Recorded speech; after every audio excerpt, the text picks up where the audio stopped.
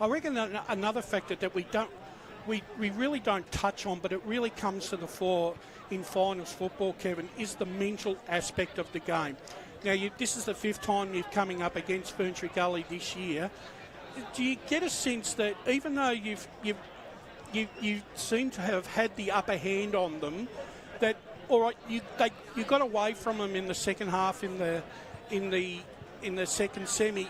Do you still feel though that you've got that mental edge over them in the fact that if your boys need to go up a gear, you know they can do it? Yeah, we think that we can go up a gear, but in our first game, we were 4 points up at three-quarter time and lost by 20 points, and then in the game where we beat them, they were 4 points up and lost by 20 points. So it's really even across the board. And so one half of footy in the second semi probably got us over the line. They've tasted success last week, and they'll be up, and they enjoy it, and they'll be up and about. So the mindset will be a key in today's game. So finally, before we let you go off and hopefully coach yourself premiership, where do you think? Do you think there's going to be a period of time in this particular game where you think your boys might be able to get off the train and probably for a 10-15 minute maybe put the game to bed? I wish I could say that, but I'm not sure. I know I'm putting you on the spot there. I really don't know how it's going to unravel.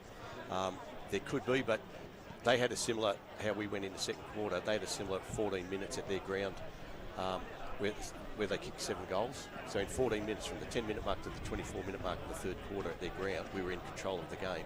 They kicked 7 goals. We went from 10 goals to 1 to 10 goals to 7 in 14 minutes. So I know what they can do, and they're very, very dangerous. So we just have to be on high alert all over the ground. They're a very talented group. Well, Kevin, congratulations to the Donvale and yourself for making the grand final this afternoon. We wish you all the best, and hopefully by 4:45 this afternoon, Donvale have won the flag. Thank you, boys. I hope so too. I'll be a very happy man if we do. Thank you very much. Have a good call. Thank you very much. Thank you. There we have, ladies and gentlemen, Kevin Collins from the Donvale Football Club. And look, it's always, gentlemen, you know what it's like when you're a coach on a grand final. You have to sound as diplomatic as you possibly can. I mean, and look, it wasn't like I was trying to bait him into saying that, you know, that they are going to get their moment in the sun, because both sides are going to, I believe, both sides are going to get a period of time where they're going to dominate the game, which could go either way, Josh. But I reckon that Ferntree Gully are only going to get one chance of it, and I reckon Donvale might have two chances at it. And one thing, if Ferntree Gully do get on top, they need to kick a lot more straighter. They didn't take advantage of their opportunities against Donvale in that second semi-final. 3 goals 6 they had at quarter time, and 3 goals 9 at half time. Last week they got on top in the third quarter against Oakley District out here, and I think that was 2 goals 7 maybe they kicked in that quarter. They obviously restricted Oakley, but they need to kick a lot more straight to take advantage of more of their opportunities. Yeah, that's what I was going to ask you too, Brett. Do you think if the Gully got out to a 24-point lead, maybe halfway through the third quarter, do you still feel in your own mind that that would be enough to hold Donvale back from surging again? Or no, I don't think Donvale will ever be out of this game. To be honest, I can't see that scenario unfolding. Yep. But even if it was, I think Donvale could come back if the roles were reversed. Yep. I think it'd be game over. But look at, you look at both sides, and there's plenty of avenues to goal. I mean, Ferntree Gully, Kieran Gray's obviously not playing today, but they've got the big boys, Calisperos, Salvador's had a good season, Flannery and the likes. But if you look at Donvale, and they're not Murphy-centric, far from it, but he's going to be such a key today. But you've still got the guys like Duncan and the likes of Groycott who can chip in and kick goals as well. So there's plenty, both sides have got plenty of scoring power out there. So it'll just be a question as how, I guess, it'd probably come down to defence, who can hold the other side better. But Murphy's going to be a huge key today, and if he got off the leash, it'd be interesting to see who goes to him. Yeah, well, it's an interesting one because he had a very quiet grand final last year against the Waverley Blues, and even if he had probably one good quarter and kicked a couple of goals, they may have actually won that game. Yeah. So coming in today, though, because you're right, they've got so many options, as you said, he could probably still go goalless or kick the one goal, and they can still get the job done comfortably with the amount of options they do have. But he can still play a role, like he can still get up there. You take a key defender. That's right, take the best defender, get the ball to ground, and then the Donvale Smalls can do the job. So even if he doesn't kick a lot of goals, he still draws that attention. And I think Harvey might go to him. I think that's what I sort of heard. He's been really good the times he's matched up against him. And Ferntree Gully, Brash, as you said, they can hit the scoreboard too, and they can do it quickly. And it is what you sort of mentioned, Josh. They've got to take their opportunities when they get them, especially early on in a grand final. Boys, what does a guy like Max Otten bring to Donvale? I mean, he's become the journeyman of the EFNL. He seems to change clubs almost every year at the moment. But well, he brings experience, number one. But also, Max is a very laid-back sort of character. But and sometimes you need those type of guys when the heat's on, just to show a little bit of calm and maturity. And I think Max offers that, and I'm sure that could come to the fore this afternoon if Donvale look like they're a little bit under stress. Also, too, just having a look at Flannery's kicked 41 goals and Calispiris 38. So I would feel that Donvale will look at that very closely, and I think if they could shut one or two of those, or either one of those two down, that's going to go a long way, Josh, to actually winning this game. They also have Corey Salvador. Yeah, I was going to say, don't forget Corey Salvador. Sorry, Josh, he's been very good. Yeah, and I think 27 goals as well. Before he came across to Ferntree Gully, he kicked, I think it was 50 goals in 14 games back in the West Region Footy League for Yarraville Sen. So he can hit the score sheet, and then you got some of those midfielders like Luke McComb can kick goals, and all their other midfielders. But if they can shut down one or two of those, you know, they've got the likes of particularly Nathan Mill, who might get the job on Jack Flannery. If they can shut down Calispiris and Flannery in particular, then it's hard to see if there's any other options for goal for Ferntree Gully. Believe it or not, the last time these two played was the first time they'd met in the final series. So and my records go back to 2021, and Donvale hold a 5 wins to 3 wins advantage over, and there really isn't that much in the scores. They've always been around. It's been around that 4-goal margin for these two sides. However, just having a look at just a couple of stats here that I'd like to talk about is Donvale have kicked over 100 points 11 times this season. Right, in their last 8, they've gone 8-0 as against Ferntree Gully's 4 wins, 1 draw and 3 losses. But their average score in the last 8 games, Donvale, is 109 points as against Ferntree Gully 72. Now, that in itself is a story where the margins is based on over the season, and you would have to say, leading into a game like this, that Donvale's consistency and their ability to kick winning scores every week, and I'm talking every week, whereas the Gully struggled at times against better quality opposition to kick a winning score. Does that sort of keep them? Does that sort of take them out of the game a lot? I think. Sorry, you go. Besto. I was going to say all the KPIs point towards a Donvale victory, and that's all we can sort of judge. I mean, we can't. We don't have a crystal ball, so we can only base it on what we've seen so far. So, if you put everything together, like you've been talking about with your stats, the previous meetings, etc., it's Donvale's flag to lose. Yeah. But but having said that, I mean, I'm probably drawing a fairly long bow here, but let's go back to 2017. Which was I think it was Division 1 back then, wasn't it? And South Croydon were playing, who did they play? Vermont. Yes. Sorry, Brash. No, that's all right. And they were Vermont were unbackable favourites. You couldn't get anyone to pick South Croydon. I mean, I backed them just to be different. And they got up that day. They came from the clouds and won. So you do there are instances of that happening, but, it'd be a brave man that would against Donvale today. I also remember Ferntree Gully's last grand final appearance against Forest Hills. They went in undefeated into that grand final, Ferntree Gully. Yeah. And I think that they had a moment in that third quarter where Forest Hills challenged them, and they got a bit jittery, but they found their nerve and then ended up coming back to win the grand final. I know we've spoken about Donvale. I think we should probably put a little bit more time into Ferntree Gully because of the fact that, look, they've had a season, and they've had a seasons of ups and downs, yet we've got to give them credit. They've made it to a grand final, and they've probably had to handle a lot of adversity more than what Donvale has throughout the year. I think the loss of Kennedy can't be really understated here. Yeah.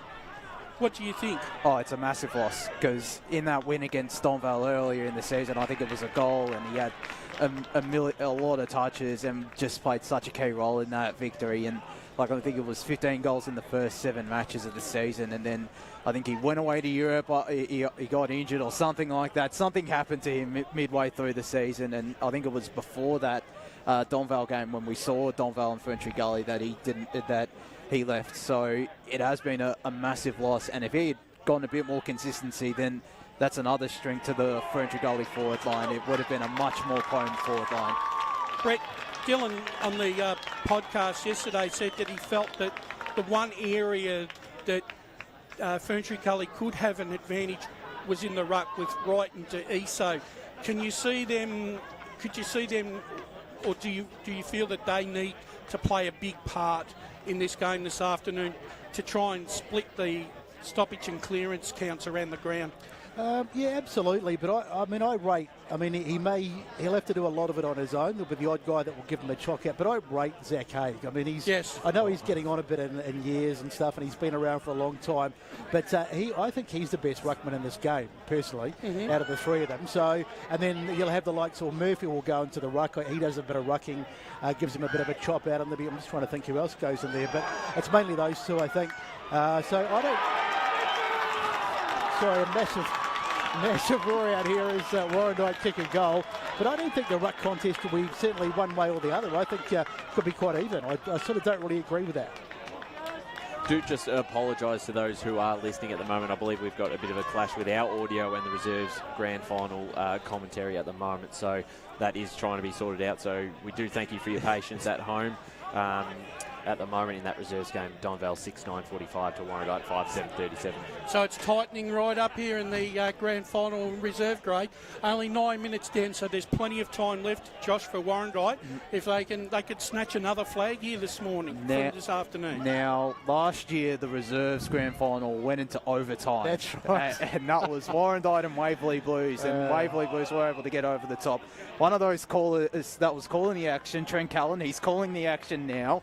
Will Faulkner's not here. We've got John O'Van there. But could we have another overtime game in the Division 3 reserves? Didn't it go to overtime twice? I think it did.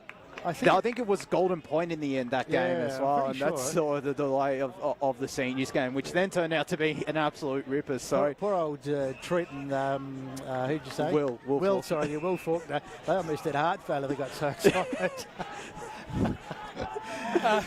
Let's get back to the game. Yes. James Rouser for Donvale. Does he go a hard tag on Luke McComb? Do they go head-to-head in the midfield? Oh, yeah.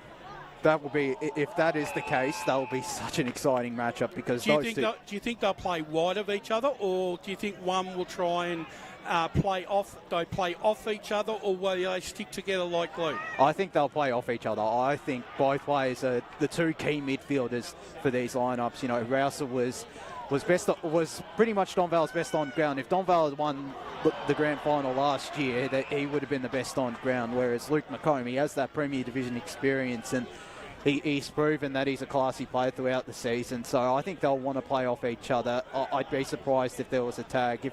If there was a tag, maybe one other Ferntree Gully midfielder might go to Rouse or the vice versa. So I still think they'll play off each other, though. Yeah, I think I think really in a grand final, your best players they've got to try and influence the contest, don't they, Brett? Because they can't afford to really play a negative role. No, and the thing is, and that's right, you sort of almost robbing Peter to pay Paul if you put your best player on their best player. So you want Rouser to have that that freedom. He's a fantastic player. I wish I could remember the game. It was from last year, and Donvale, we did a Donvale game, and they weren't going that well, and Rouser went in there, and he had about 10 minutes, and I can just see him. He was like a bull, absolute bull, winning the ball in the middle, and he just turned the whole game. So he's that sort of player. I rate him incredibly highly.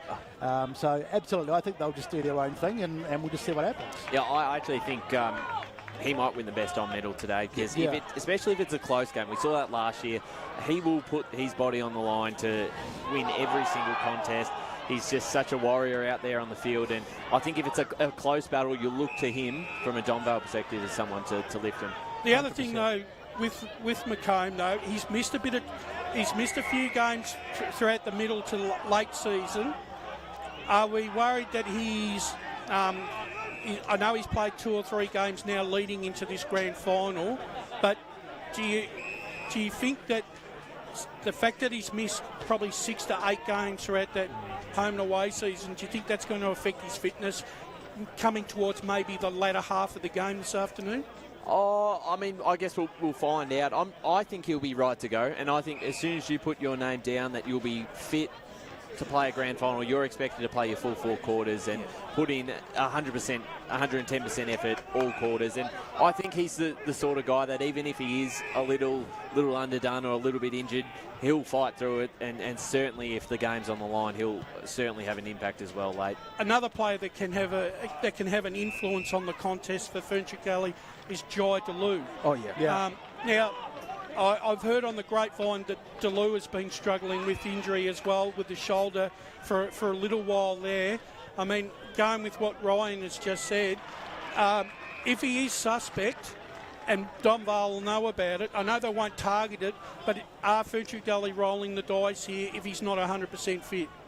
I don't think so. I mean, I think he's played a bit off half back this year, which is a bit of a surprise, and not playing so much in midfield or across the forward line. So if he's playing across half back, it's not a roll of the dice. But yeah, it'll be very interesting to see how he does goes. We're joined now by Brett Kiker. And right on cue. We're right on cue. And it's magnificent timing by the Ferntree Gully coach. Yep.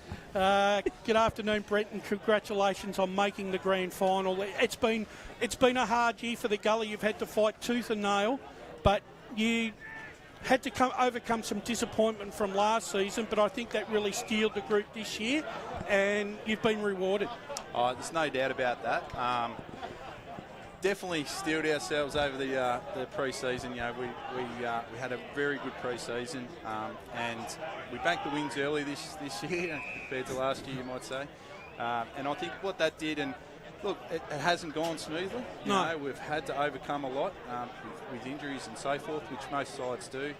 But look, I think it's really steeled us. We've got a really galvanised group now, and that's what happens in footy. So.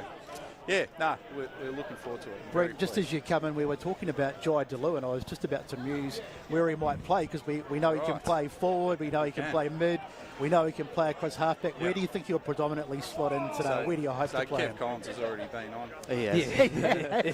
So he'll be listening to it. Yeah, he'll probably be down there. Look, it's grand final. There's not too many ducks and drakes from us.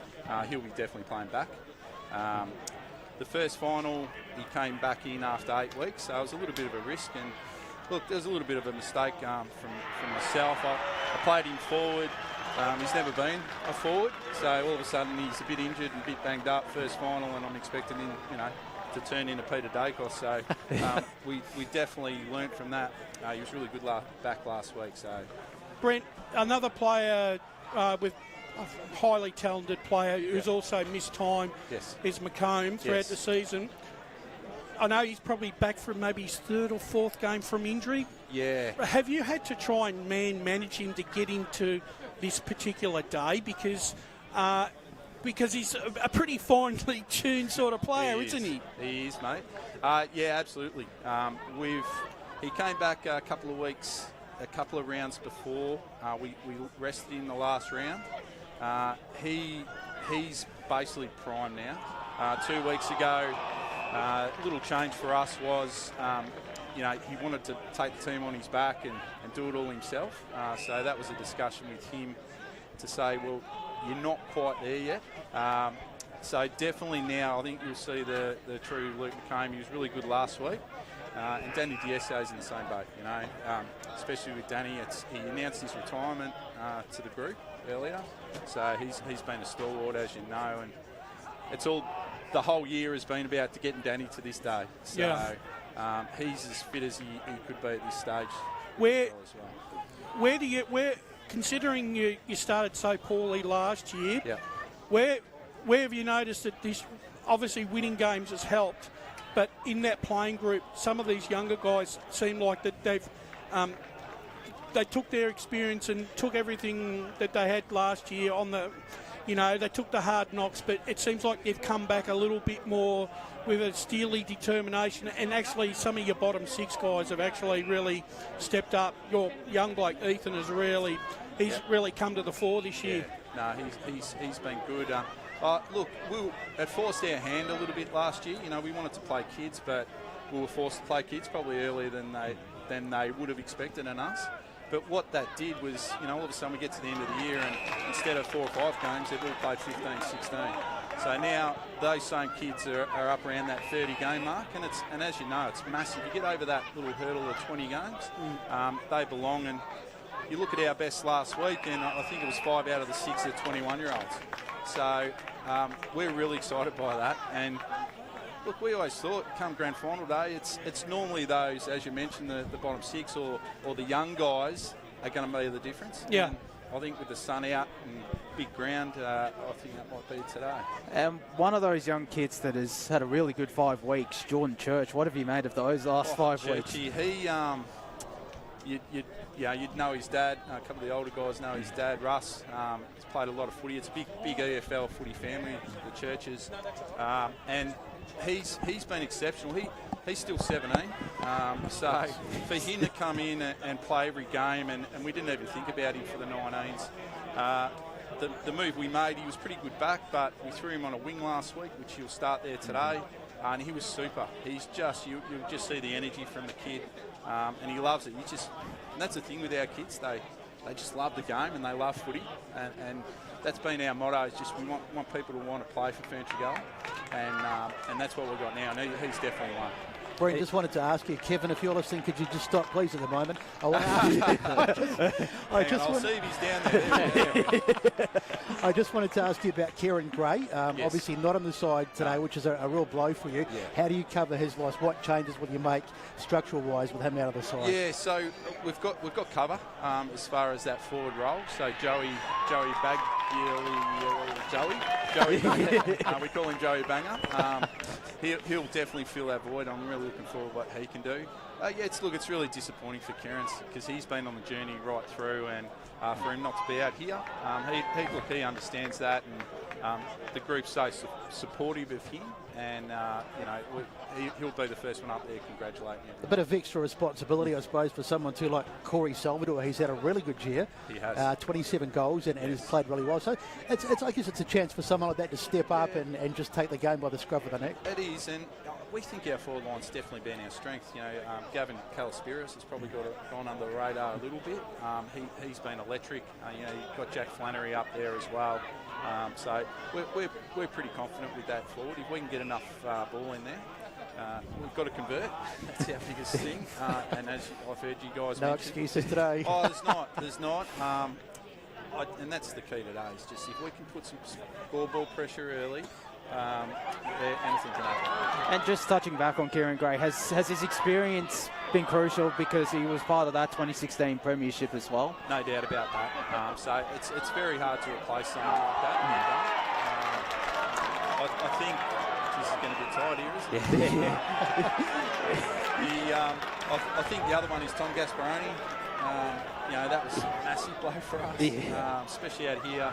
He would have just taken them on, and he missed the last Donvale game actually that you guys covered. So look, there's a couple outs. I'm sure every side gets a few out.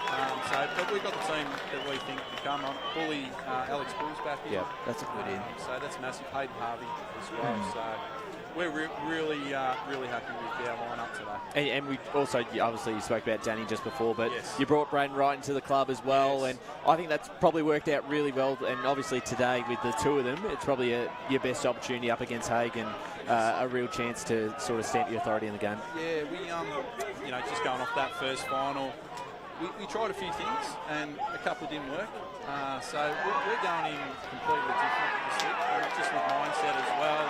And Braden was that. We tried him in a different role. It didn't quite work. Last week he was exceptional and he's had a massive year. So he's a great foil for Danny in the role. And just on, obviously, you've matched up against Donvale now. This will be the 5th time this year. So you've learned a lot about him. Yeah. And probably in all those contests, even if the result was one-sided in the end, within the game there's probably like a half where maybe you controlled in the semi-final, similar in that last game at Wally Chew, the second half you got on top. Yeah. So do you, despite having only won one of the 4, do you probably go in a bit of confidence knowing that at your best during the game you can get on top of them? Oh, we've got no doubt about that. Look, I think on the surface, you look at it, and I know most of you guys, I think, picked Oakley last week, didn't you? Yeah, I didn't. Oh, you didn't? No, I picked Ferntree Gully, those two did. I was going to tip Ferntree Gully. Come on, Josh, be honest. I was going to tip Ferntree Gully. Get behind your pick, mate. No, but look, I think that just shows you sort of where we come from. And absolutely, it's been 3 goals, 2 goals. And the second half last week, we dropped, or a couple of weeks ago, we dropped right away. And you won't see that today. So, look, take nothing away from them. They're a great side. They are a good side. But we think we're clearly the second best. Well, Brent, amongst all that excitement, thank you very much for joining us this afternoon. Congratulations on the Ferntree Gully Football Club making it to the grand final, and hopefully at 4:45 you possibly could be holding that premiership cup. Oh, geez, it'd be nothing better. Geez, I was calm. Now you got me going, bro. Thank you very much. Thanks. Good luck, Brent. There you have it, ladies and gentlemen. We've spoken to both coaches, both Kevin Collins and Brent Kiker, on their team's chances this afternoon in the grand final. And would you believe it, Warrandyte have come from the clouds at the moment. They lead by 4 points. 23 minutes into the final quarter, it's Warrandyte 8-8-56, leading Donvale 7-10-52. Here we go. Call it, Brash. Oh, beautiful smother by Warrandyte. But unfortunately, I'm going to take us to an ad break, and then we'll come back and see what happens.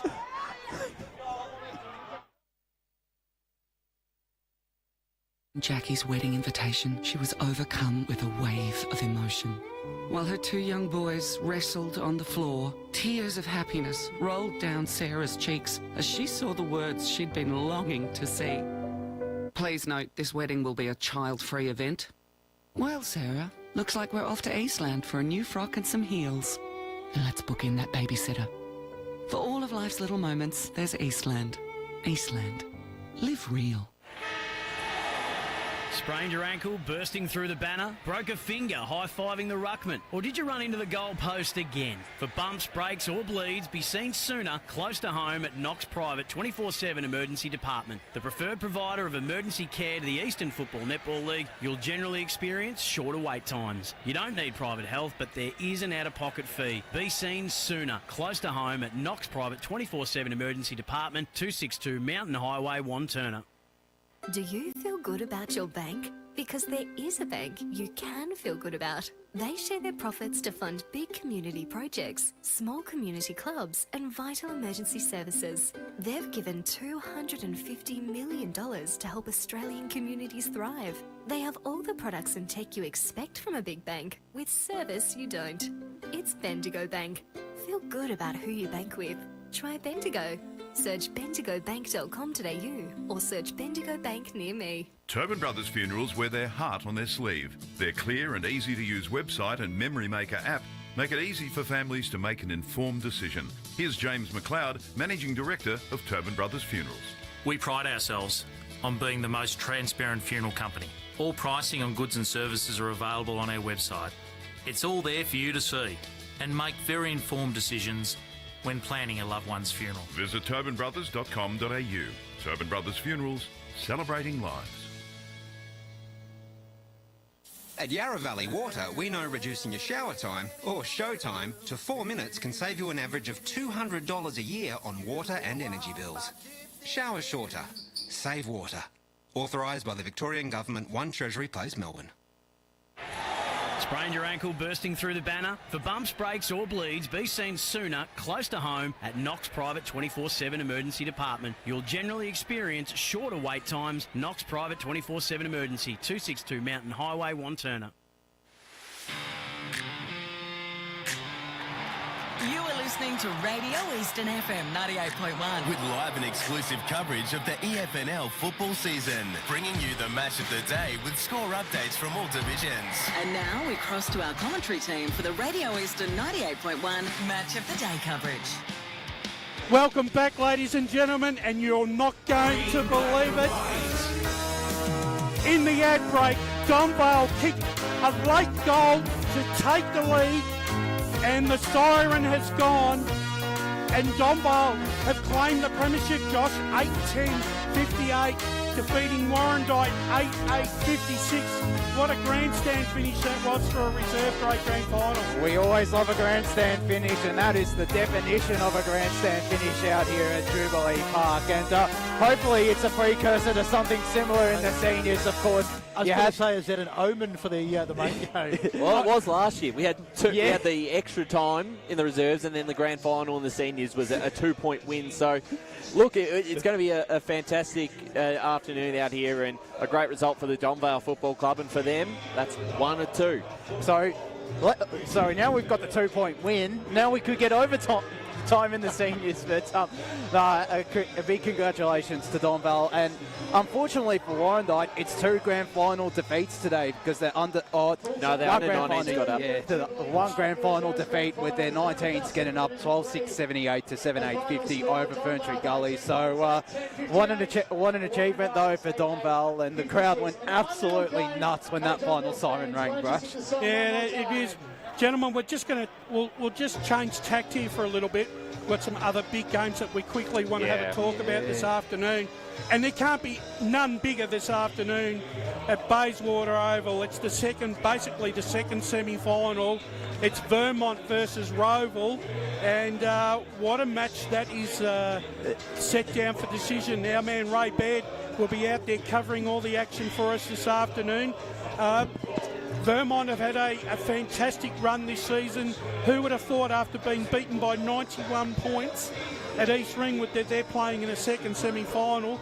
And Roval have been building magnificently throughout the season. Their last 2 or 3 weeks in the home and away season was breathtaking, albeit against opposition that probably weren't up against the quality of who Vermont played. Who's had the perfect preparation going into a game like this? And I'll start with you, Ryan.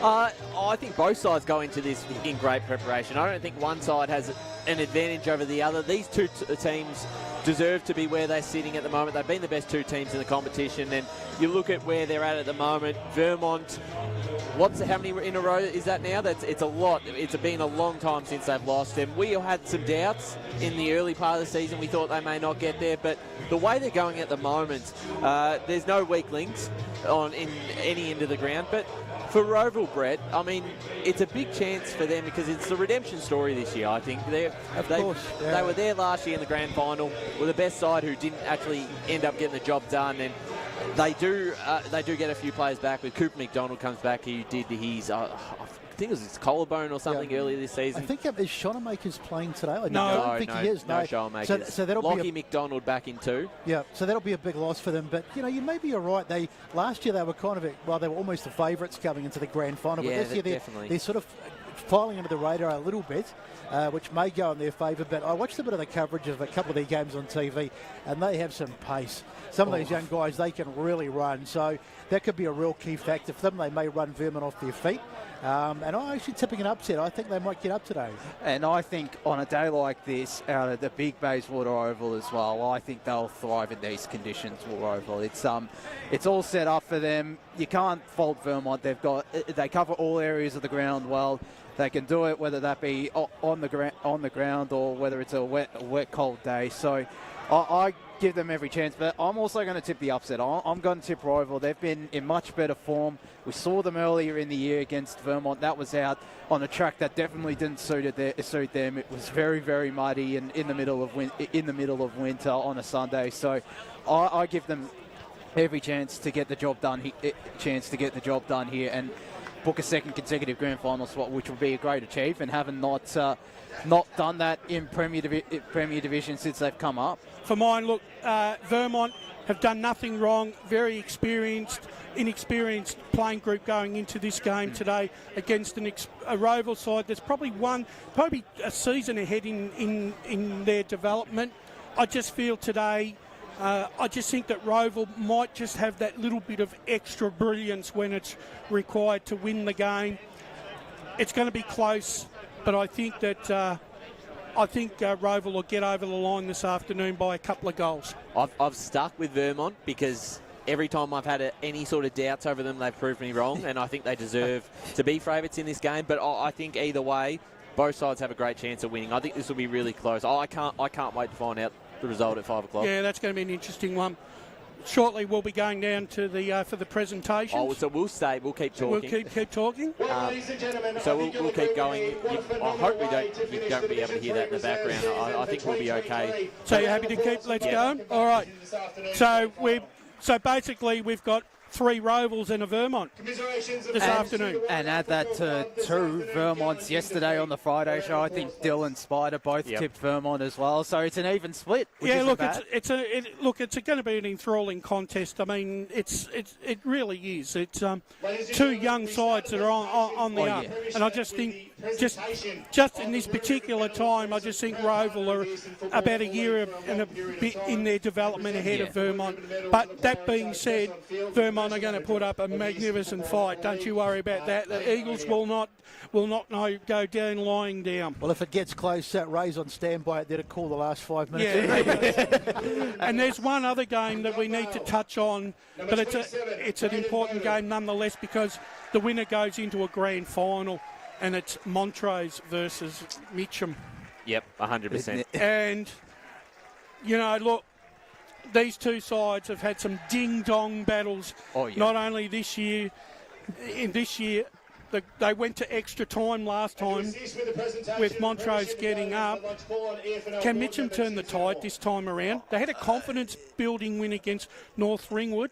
Montrose, they were gallant against South Belgrave, but I thought, Brett, that South Belgrave didn't really get out of first gear last week. Yeah, they still look the side to beat, don't they? I think Mitcham will get it done. I think Montrose have done really well to get as far as they have, but there's been I wouldn't say an element of luck, but they've probably punched a bit above their weight, particularly in the extra time game. That could have gone either way. So I think Mitcham will just have a little bit too much for them today. Maybe it's just a bridge too far for Montrose today.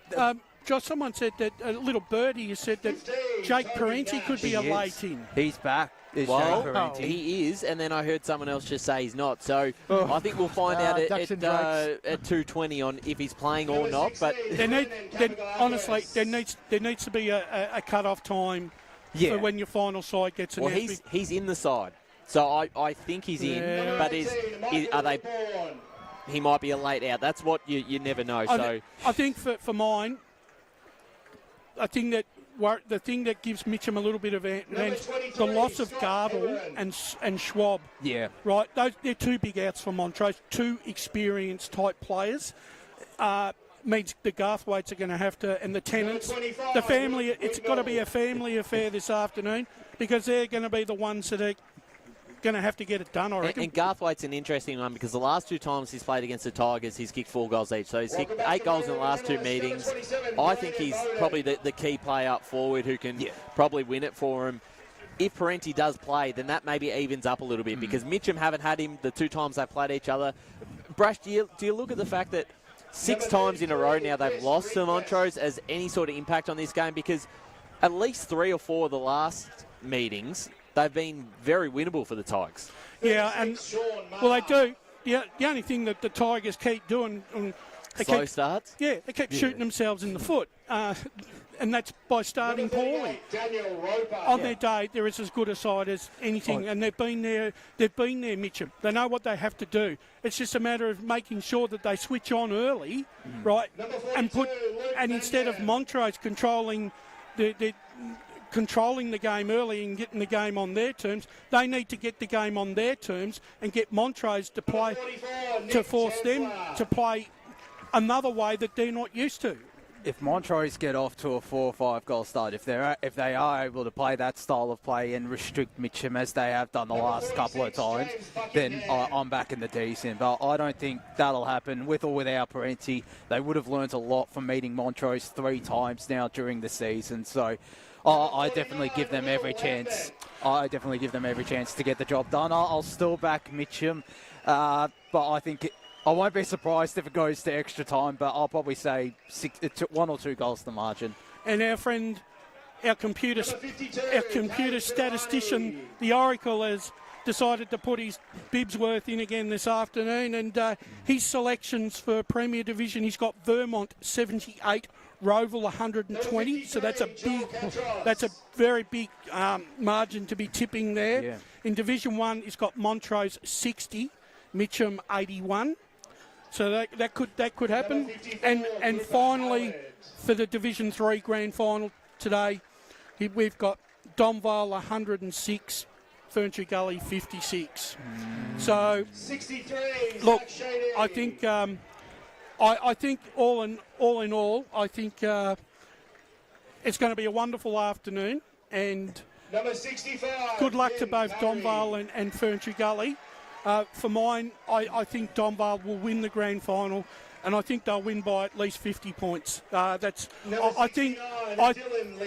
honestly believe, Ryan and co, that Ferntree Gully are only going to get one shot at it, and they need to take it, because if they don't, they're going to get run over.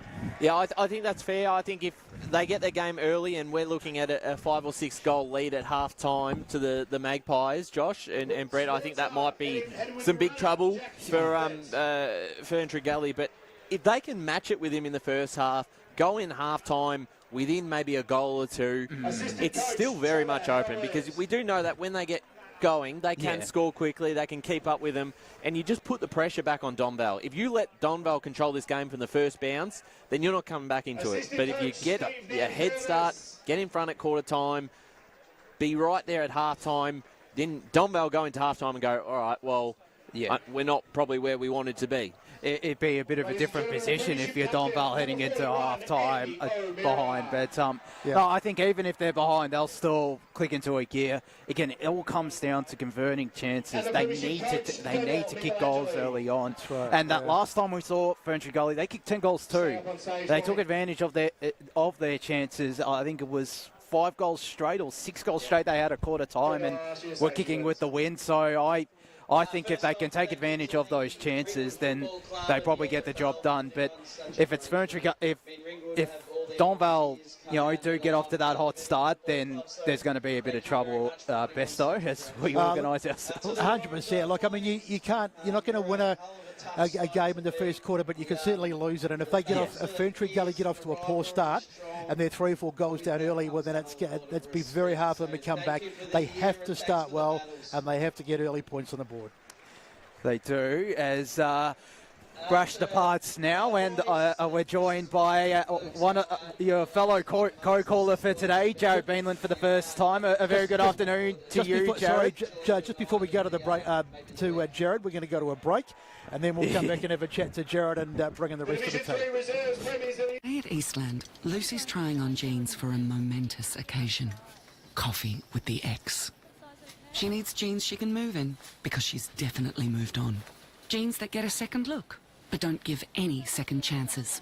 Jeans that say, well, yes, I have spent the last 8 months in a post-breakup juice cleansing, kickboxing, personal training frenzy. And it looks as though she's just found the perfect pair. Yeah, that's great. Bravo, Lucy. For all of life's little moments, there's Eastland. Eastland. Live real. Sprained your ankle bursting through the banner? For bumps, breaks or bleeds, be seen sooner, close to home, at Knox Private 24/7 Emergency Department. You'll generally experience shorter wait times. Knox Private 24/7 Emergency, 262 Mountain Highway, Wanturna. Do you feel good about your bank? Because there is a bank you can feel good about. They share their profits to fund big community projects, small community clubs, and vital emergency services. They've given $250 million to help Australian communities thrive. They have all the products and tech you expect from a big bank, with service you don't. It's Bendigo Bank. Feel good about who you bank with. Try Bendigo. Search bendigobank.com.au or search Bendigo Bank near me. Tobin Brothers Funerals wear their heart on their sleeve. Their clear and easy-to-use website and Memory Maker app make it easy for families to make an informed decision. Here's James McLeod, Managing Director of Tobin Brothers Funerals. There's no mystery about our pricing. It is clearly displayed on our website and our app. We have staff standing by 24 hours a day, every day of the year to assist you in your absolute time of need. Visit tobinbrothers.com.au. Tobin Brothers Funerals, celebrating lives. There are only 3 things that should be flushed down your toilet: pee, poo and paper.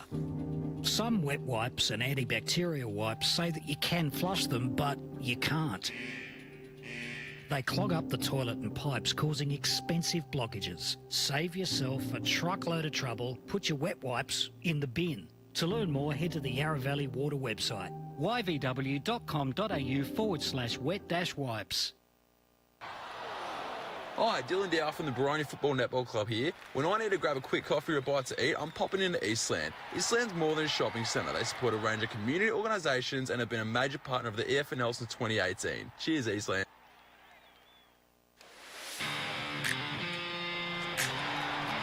You are listening to Radio Eastern FM 98.1. With live and exclusive coverage of the EFNL football season. Bringing you the match of the day with score updates from all divisions. And now we cross to our commentary team for the Radio Eastern 98.1 Match of the Day coverage.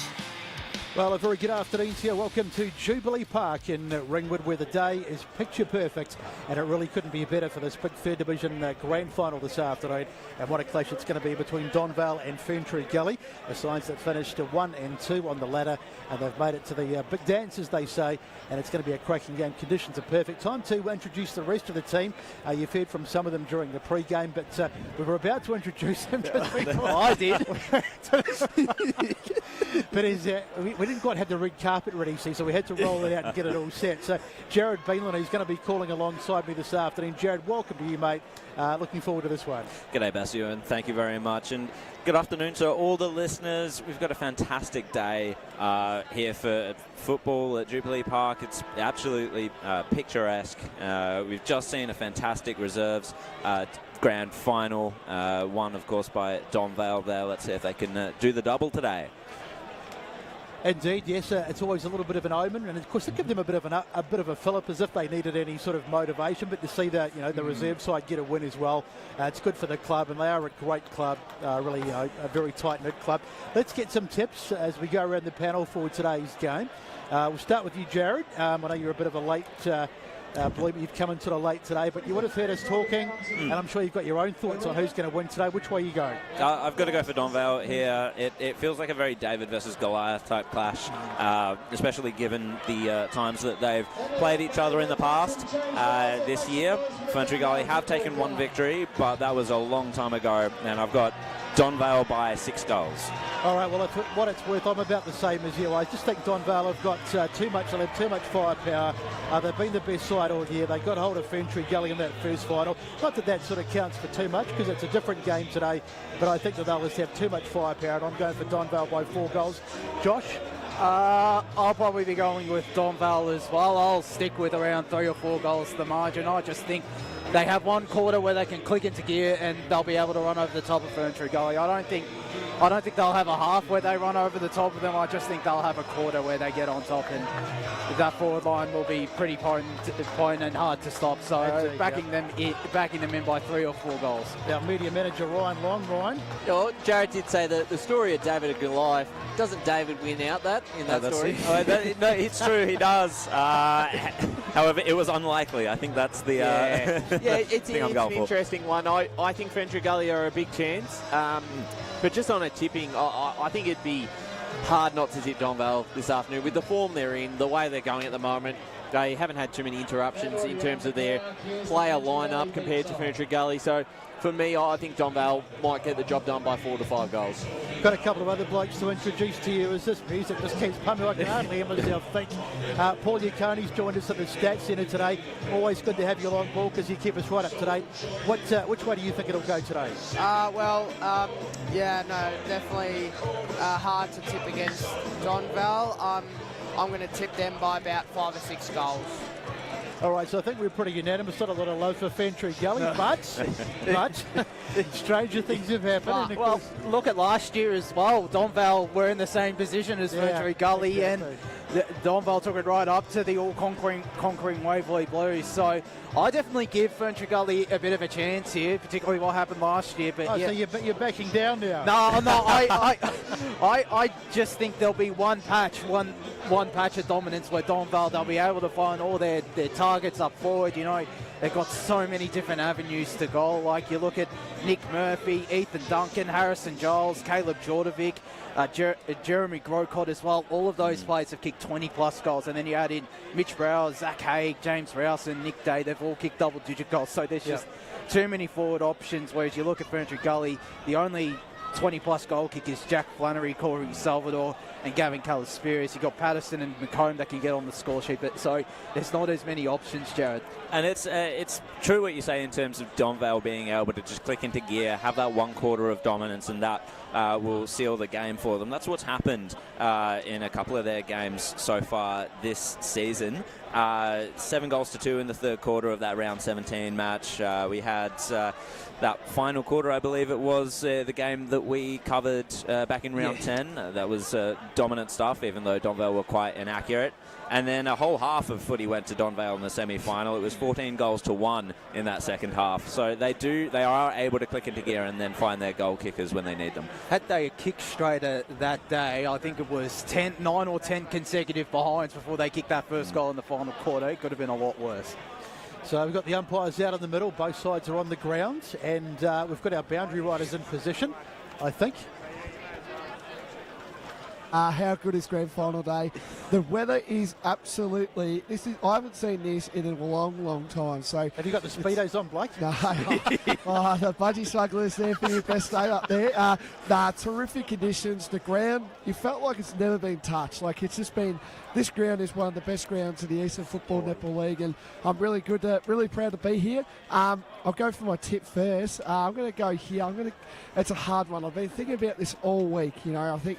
Ferntree Gully, yes, they've been here for 3 weeks now, where Donvale have only played 1 game in about 14 days. So that's going to be an interesting one today. But like you said, up there, I just can't go past Donvale. So I'm going to go Donvale by 7 points. He just lost his day job as well. Yeah, he just boss, so. You can hear him. He wanted to say Ferntree Gully. Didn't quite. Have you got? I think Dylan Smith is your co-commentator down there on the boundary. Yeah. Dylan, your boundary rider, should I say? Dylan, how do you see it? I'm echoing what Blake said. The ground looks immaculate here. Even I'd look quick on this ground, so I don't think the players are going to have any trouble running at all. I think the heat will play a factor. It's obviously a lot warmer than a lot of the other games we've had in the season, so that might affect players. But I think that midfield group of Donvale will be too good with the likes of Brower and Rouser. So I'm going to go with Donvale by 20 points. Donvale by 20. So we're just watching at the moment the two teams just getting their photos taken just down on the grounds as we just await the game to start. A little bit late in starting, of course, because we've had the presentations from the reserves game. So final thoughts, boys. What we'll do is we'll get a best on ground from each of you today. We've got your tips. Who do you think is going to win the best on ground? Paul, we'll start with you down there. And who's going to get best on today? Paul's not ready. He's not quite ready yet. Pay attention, Paul. He should always be ready. Yeah, I think Mitchell Brower will be best on ground for me. Oh, okay, interesting. Ryan, best on ground for you? I think I alluded to it in the pre-game. I'll go James Rouser. I'm going to go the same. On behalf of the Eastern Football Netball League, welcome to Jubilee Park Ringwood for today's Eastland Division 3 Seniors Grand Final. I'm going to go. We begin today by acknowledging the traditional custodians of the land James on which Rouser's we gather, a good pick. and we pay our respects to elders past and present. We extend that respect to Aboriginal and Torres Strait Islander peoples here today. As we Congratulations and best of luck to both competing sides in today's decider. Your officiating umpires for today's match: in the field, Nick Dorr, Byron Brown and Michael Copley. On the boundary, Ryan Marskamp, Lockie McRae, Caleb Collette and Judd Woolhoyt. And in the goals, Ashley Price and Oliver McKenzie. I will now ask you to be upstanding for the Australian National Anthem and join with the players and umpires.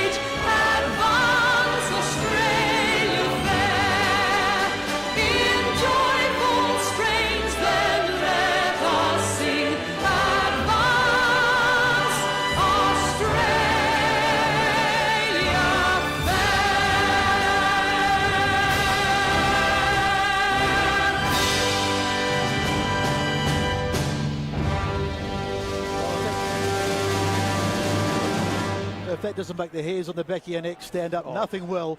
It is just about time to get going. So what a day it is out here at Jubilee Park. The conditions are magnificent. The first of 4 magnificent grand finals we're going to bring you over the next few weeks. We've got another one tomorrow with Division 4, which we won't talk about because Josh gets all excited. Come on! And then next week 2 more, and of course the culmination of the season on the last day of the season with a big Premier Division grand final, and of course a big game today, which will sort of give us a bit of an idea who may or may not win that with that Roval Vermont game. But the umpire's in the middle, and both sides just going through some last-minute stretching. Great atmosphere here today. It's amazing. It's excellent. Yeah. The crowd, they've really brought it, these Division 3 clubs. There is so many people here. Yeah, it's terrible at fantastic, estimating Jared. numbers. And it's just the 3 clubs in Ferntree Gully, Donvale and Warrandyte this afternoon and this morning. So they've been able to pack this place out. And, geez, the ground is magnificent. It's the perfect place to call footy, to watch footy. Yep. Jubilee Park, place to be. Excellent. And we've just witnessed a really close reserves grand final, of course. As I mentioned before, Donvale getting up in that one by, was it 2 or 4 points? 2 points. 2 points, yep. So a bit of a, not quite a repeat of the reserves grand final last year that went to a golden point situation, and I don't think Will Faulkner's been the same since. That's all, you haven't seen him all year. More heartbreak for Warrandyte in the reserves as well. Just so close.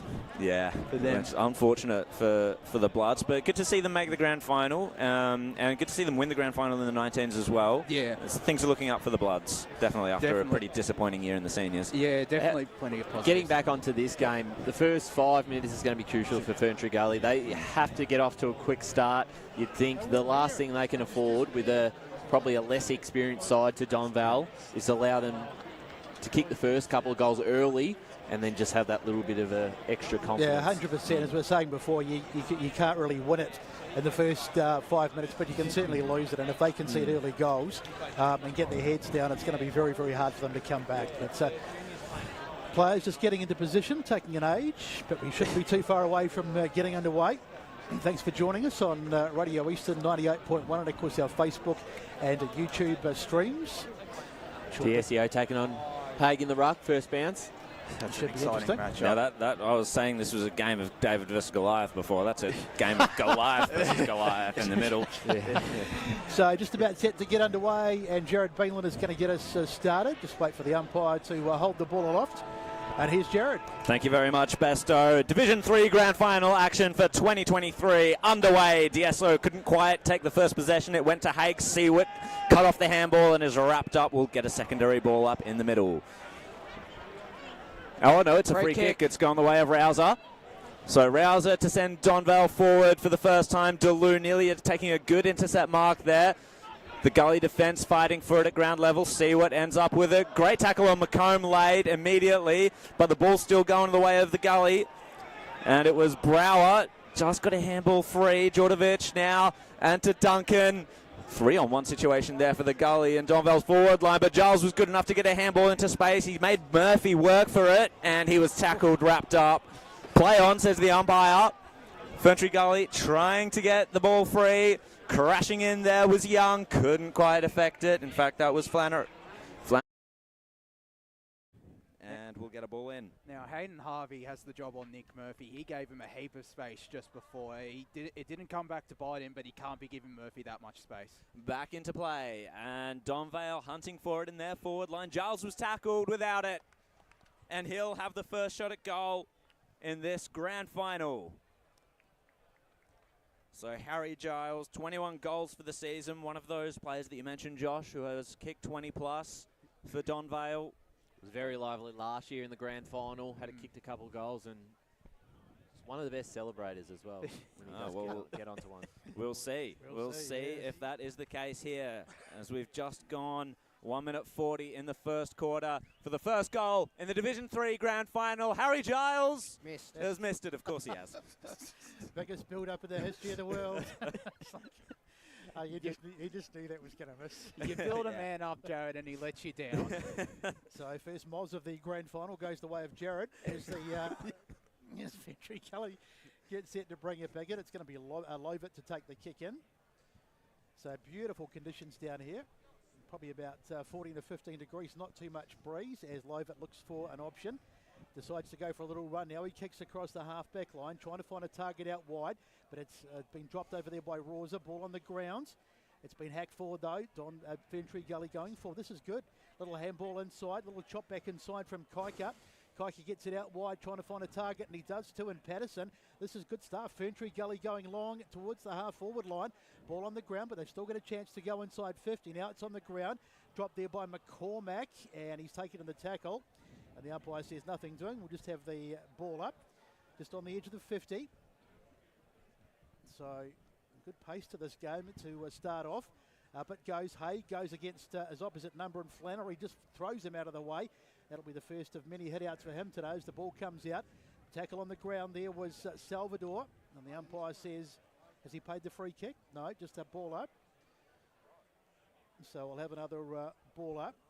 So good position though for Donvale. Haig looking for it on the ruck, took it that time but then dropped it. Ball goes back, little handball out, but it doesn't come clear. Spinning around there was Flannery. He snaps it forward, and that's going to be an easy mark for Donvale and a chance to come out of defence. Max Otten played for Blackburn earlier in the year, now moved down a few divisions to Donvale. Templestowe as well. And Templestowe last year also. He's a bit of a journeyman as our Max Otten. And it's Carl Heagney in the pocket, in the back line. Wanted to run on with it. Got the handball to Brower. And he's going to chip it out of defence. Good mark taken by Harry Ablett. Donvale will try and build from here. Kick down the line. Deleu is under it, but a good mark taken. And that is... boundary. Let's go to the boundary line with Dylan. That is Matthew Day wearing the number 12. He had a fitness test in the morning and has been confirmed to play. Okay, so Matt Day, that's a big in for Donvale. But the thrust forward has come unstuck. It's now on the outer side of the ground. Bit of a wayward kick there by Ferntree Gully, so Donvale will come back at it. Mark's been taken there by Zach Haig. Haig goes forward, had a free man. Great punch over the top there. That was really good work by Nick Woods. Going to track the ball to the boundary line, and it'll be seen over there. We've gone 4.5 minutes in the first quarter. Donvale just the one behind. Ferntree Gully no score so far on the Bendigo Bank scoreboard. And with that inclusion of Matt Day as well, another man with 20 plus goals for the season. So that Donvale forward line just got scary at best though. That's dangerous, isn't it? He certainly did. So they kept that quiet, Kevin Collins, because he didn't say anything about it when he came upstairs. So Matt Day, 40 goals for him this year. So that just gives him a bit of extra firepower on top of the likes of Duncan and Grocott and of course Murphy. Ball on the ground, Kaika's got it. Got a handball out wide, finding Deiso. He's a big boy, isn't he, Deiso? Floats one over the top. Nicely done. Quick handball from Seawitt. This is good stuff, but a good tackle in there by Wignall as the ball spills clear. Probably going to go out of bounds on that far side. No, kept in over there by McAleese. Slams it onto the boot, goes past Brown. Now there's a bit of pressure here on the Donvale defence, but they should be able to get out of this. Nicely worked across the half-back line and the kick out towards this near side. Bouncing though. And which way is it going to go? You can see it's quite hard on the surface. Here's McComb going inside, almost inside 50. Mark taken there by Brown again. This will be the inside 50. Can he find a target? No, he decides to go right across the ground. Finds a target, and they just switching it from one side of the ground to the other. Now it's Deiso. Can they get inside the 50 this time? Deiso blasts it forward. Can they get a target? Yes, they can. Oh, that's a super mark coming over the top is Flannery. That is superb play. They just took their time, didn't they? Just chipping it across, just looking for the opening, not going sort of too early. And you go back a minute ago, I just love the contest there from Jordan Church, the youngster, to run out that ball. Got Heagney coming at him at full speed and was able to at least halve the contest and get it to a teammate. And it ended up setting up this set shot on goal. So Jack Flannery's kicked 41 goals this year, so he certainly knows how to kick him. And as we've mentioned already a couple of times, there's no excuses for weather conditions today. Mind you, there could be some nerves out there. It's a fairly big game, you know, the old grand final, say the least. Here's Flannery's kick on its way. He's having, he doesn't like it. He's missed it. So it goes through for a minor score. So looking like a soccer scoreboard at the moment. It's 1-1 or 1-1, one behind a piece on the Bendigo Bank scoreboard, and we've had 6.5 minutes. Otten again, bringing it back in. Mark taken by Nathan Mill. Reinvented himself as a backman in the past couple of years. He has. And the kick down the line has hit Grocott. Grocot's going to go for the corridor here. Bit of a risky option as Ferntree Gully nearly cut it off. But it was read well off the pack there by Djordjevic. High ball inside forward 50 for Donvale. Delou back onto it. He's getting tackled, however, by Murphy. And it's been held to him. Ball up in Donvale's forward line. Diesso and Murphy go at it. Murphy gets the jab. Into space as well. Here's Alex Bull for Ferntree Gully. Gets the kick around the corner, but Donvale had the wall set up. It's been taken from the 50. The kick on goal is wayward. It was to the left, and unfortunate for Carl Wignall, couldn't score the opening goal of this grand final. What a valuable player Nick Murphy is. I mean, not only can he kick, he's kicked, 51 goals this year, but he's, of course, catches the hit out, the pinch hitter in the ruck as well. When Haig's not there, he really is one of their superstars. As Young brings the ball back in, again going over to that far side where they've favoured quite early. Alex Bull the mark. Been really impressed with Ferntree Gully. They've looked quite composed and played really well. Now it's in the hands of McComb. He's going to be a key to that. It's not his best kick though, but it might still work out. McLeese is over there, dives on the footy, and the umpire will come in and say, let's ball it up. I think I'm right, you can correct me boys, but I think McLeese is from that 2016 premiership side as well. I think he's the only two players, the other one being Gray, who's not playing today. Now it's Haig, puts it onto the boot, goes down the centre of the ground, gets right over the top. You can, as I say, you can see how hard the ground is. The ball bouncing really high. Now a little handball over the top. This is an opportunity as they run in towards goal. The shot from Grocott, and I think he has missed. He had the arm up. He did. He fooled us all, but he's missed it. So Jeremy Grocott, one of the survivors from the 2017 premiership side, with another behind. It's 3 behinds to 1 on the Bendigo Bank scoreboard. We don't usually do reserves updates, as I'll give it back to you, Jared. Yep, as Donvale nearly turned it over in their forward line, but it's been a tackle, and it's going the way of Ferntree Gully, the free kick, and Brody Harrison will take it. Yes, the reserves are preliminary final in Division 1, another extra time game. Mitcham just getting over the line against South Belgrave, so they're through to a grand final. No way. It's getting so many extra time matches this final series, as this one back at the ranch at Jubilee Park. Oh, he's just slipped over. Has Nick Woods. Donvale will turn it over. It's in the hands of Mihail Zalek.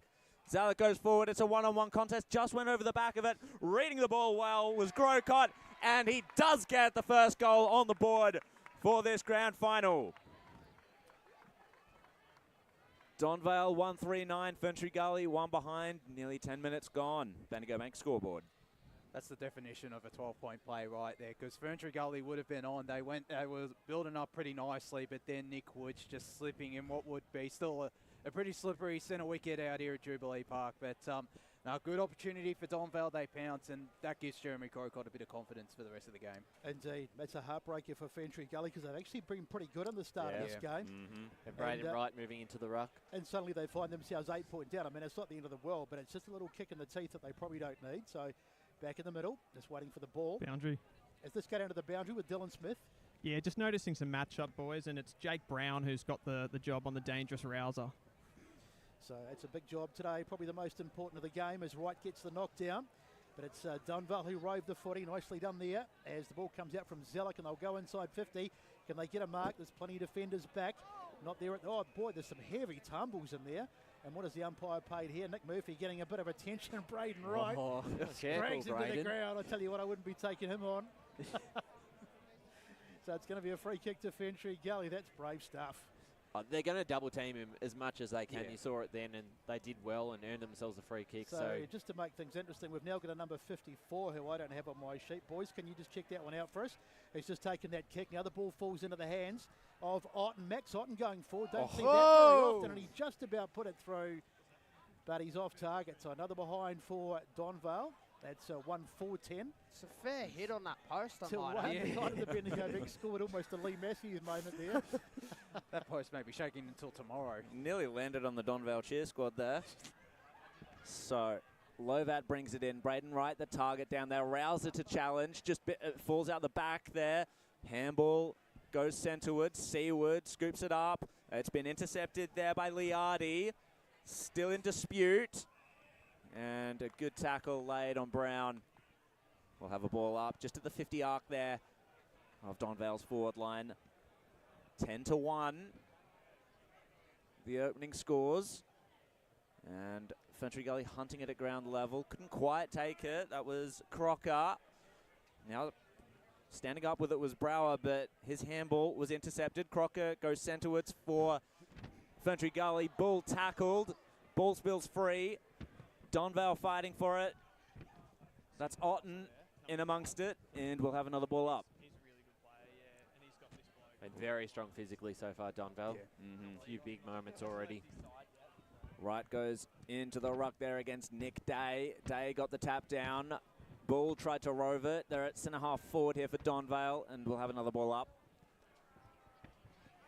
He couldn't advance too much further there, could Donvale. 12.5 minutes gone, 1-4-10 to one behind.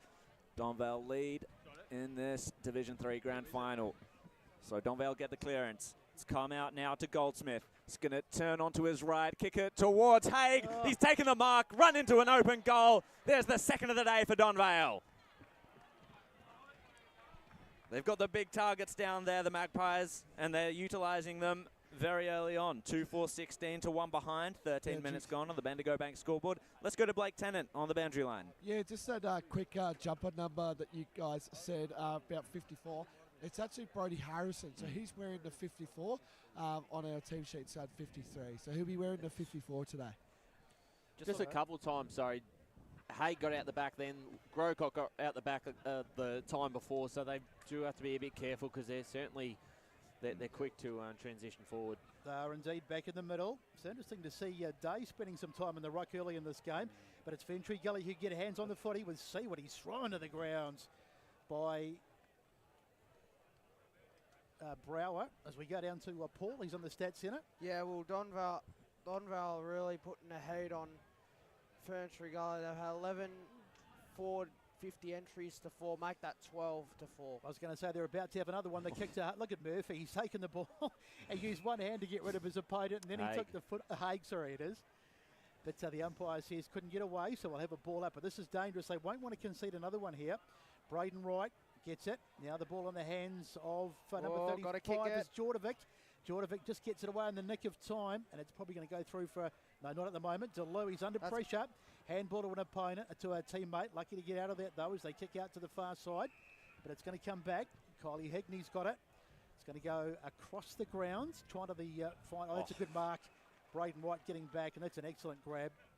And for the moment, the danger is diffused, and he will bring it out of defence. So Braden Wright chipped it across the ground, taken by Hayden Harvey. One of the ins today for Ferntree Gully. Kicks it onto the wing. Church is the target, but Nick Day standing underneath it. Took a good mark.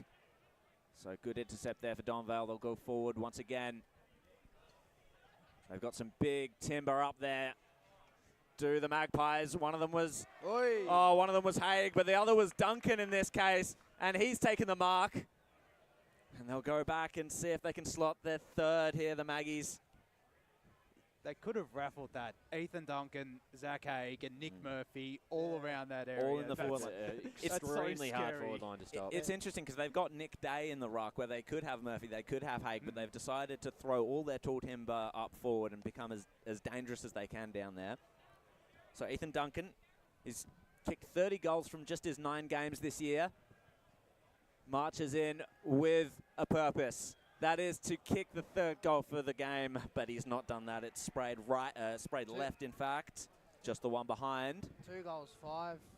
Jared. Yeah, that's 2 goals. Ooh. We've got 2 goals, 6 on the scoreboard across there, but I don't think that's correct. I think you're right, Paul. So we'll go with our scoreboard for the minute, 2-5-17 to 1 behind, as we just wait for the umpire to give us the ball back. So Young it is, who will, hang on, false start. Umpire says just a sec. So terrific crowd out here at this Division 3 Grand Final from Jubilee Park. Thanks for joining us. A little chip out wide that finds Harrison, the man with a late jumper change. Brody looks around for someone to kick to. Needs to find a target here. Up it goes. Not a great kick, and Rosa comes in and grabs it. Gets a little handball off nicely to Giles. Now they'll go, or they've turned it over. So Ferntree Gully can bring it out off defence. Kick out wide. That's to nobody in particular, and that's going to go out of bounds. Lucky we're not playing AFL rules. That would have been deliberate.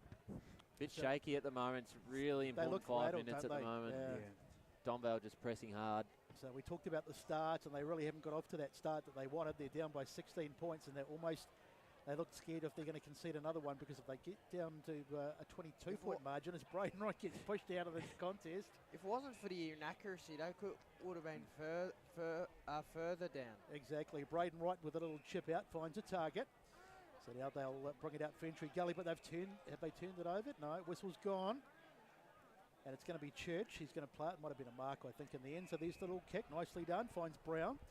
And Ferntree Gully continue just to try and work it out of defence. They've turned it over. They have turned it over. And it's Haig to take it. Kicks it inside of the forward line to Day, but he just spilt the mark. Young scoops it up in the pocket. Gets it off to Alex Bull. Running out of defence for Ferntree Gully. And this is what they were doing well earlier, but it's starting to come unstuck. Let's go to the boundary line with Dylan. Yeah, just a bit of a watch on Luke McComb. He's come to the boundary. He's getting some treatment on the left knee. I think he's going to come back on the ground, but just a watch. That is a bit of a worrying sign there as Nick Day takes the ruck contest, taps it down. Good tackle laid by Donvale. Nick Day once again just searching for options. He had the time and the space to send one long. Harrison nearly took the intercept mark. He spilt it. Haig just tackled out of it. That's incorrect disposal. And Ferntree Gully get a bit of a reprieve. This Ferntree Gully defence is really holding up strongly. The likes of Harrison, Lachlan Young as well, they're really coming to the fore early on. And it is Lachlan Young with the ball now as he kicks it onto the wing. Brown couldn't quite take it. It's fallen for the other Brown. That's Jaden there. Great tackle by Salvador as Donvale intercepted the handball, but it looks like that tackle might have infringed. It was high. And so the free kick will be taken by Sinisic. He's going to kick it laterally. Mill takes the mark. Hands it off. Goldsmith. He's gone inside 50 with this one. Ferntree Gully have a spare defender, and waiting out the back was Young. So they're structured up nicely there, the Gully, but that was a poor exit outside of defence, and it's gone out in the full. So the pressure's really starting to get to them now as Djordjevic is the one to take the free kick. He's looking inside for options, or he was for a second, and now he's pulled the trigger. He's kicked it to Murphy. He just built it in the pocket here. Ferntree Gully fighting hard. The handball's come out. Great tackle on Sinisic laid, but it's spilled free for Brower, who took a snap at goal. Intercept mark by Ferntree Gully. They're going to run on with it here and kick it straight to Cameron. He was spoiled out of it there. Ferntree Gully with the numbers. Donvale just digging their heels in on this near side, and we'll have a ball up right in front of the Gully's dugout. Oh, a couple of take over, Basto. So up it goes as there's Day into the ruck again. This really has been a masterstroke by Kevin Collins. We didn't see this one coming, but Day, as we said, he's freed up those big men to go forward, the likes of Murphy and Haig and the like. Now it's on the ball. A ball's on the ground. Cameron picks it up, gets a bit of a ball out to a teammate who wasn't necessarily in the best position, Goldsmith. Now they go forward again. Try to get a mark, but it's a 2-on-1 contest. One of those was Jai Delu, should I say. Now it's in the hands of Seawit, who slams it forward to no one in particular. 1-on-1 contest. Ball dropped there by Church, who tried to get hands on it, but you can see that they're back there. Nicely done. Boycott gets a kick forward, and the mark taken just outside the arc. He's done a little kick forward, and that's a mark. And this will be another shot at goal, and it's Matt Day, who we got caught a little bit on the hop because he wasn't supposed to be playing either. So 40 goals for the season, and he could go back and slot this one through. This will make it 22-point margin. We've just ticked into time on. So all sorts of problems for this Ferntree Gully side. We were a bit worried that this could happen, but nonetheless, game not over yet. Here he comes, Matt Day. Taking his time, looking for his 41st goal of the season. Can he do it? Comes in. Nice deliberate approach. There's the kick. He's got it. The crowd were up behind the goals pretty early. And Matt Day puts it through. So that's his first of the day. And it makes the margin 22 points. It's 3-5-23 to 1 behind Bendigo Bank scoreboard after 21 minutes. And this is just the perfect start for Donvale, kicking to what is the scoring end, mind you. So it might give Ferntree Gully a bit of confidence that they've somewhat restricted them in this quarter. I know they've kicked inaccurately, 3-5, but you're still going to be probably 4 goals down, maybe more at quarter time, so it is a little concerning from my perspective.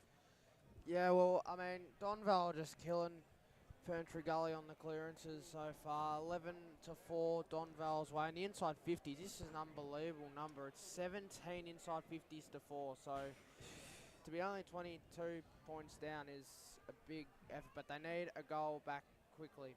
DSO gets the clearance here. Is this where Ferntree Gully can start to claw things back? McComb kicks it into space. He's got it out in front of a teammate there in Kaika. And he had to lay the tackle. And there's going to be a ball up. They need those two involved, McComb and DSO, in that midfield to get on top. Indeed. So there is DSO. Just took it out of the ruck. Hands it to Kaika. Here comes another inside 50 for the Gully. Just kicked out into space. Wasn't great. Battagalini's going to fight for it. And it's Braden Wright, swung in the tackle, but kicked around the body, and there's the Gully's first. That's what they needed. Just needed one to give him a bit of a spark. So they move to 1-1-7. Donvale 3-5-23. We are a fair way into time on here in the first quarter in this Div 3 Grand Final from Jubilee Park. And we've seen him play a couple of different roles. Obviously, last week kicked the 3 goals in the preliminary final against Oakley District. So I actually think he's probably more dangerous up forward when you do have him there. He's probably the biggest forward out of Ferntree Gully. You know, you've obviously got Flannery down there, but he's a genuine aerial threat. So is that the boost they need as Deiso wins it out of the ruck, goes in and gets it again.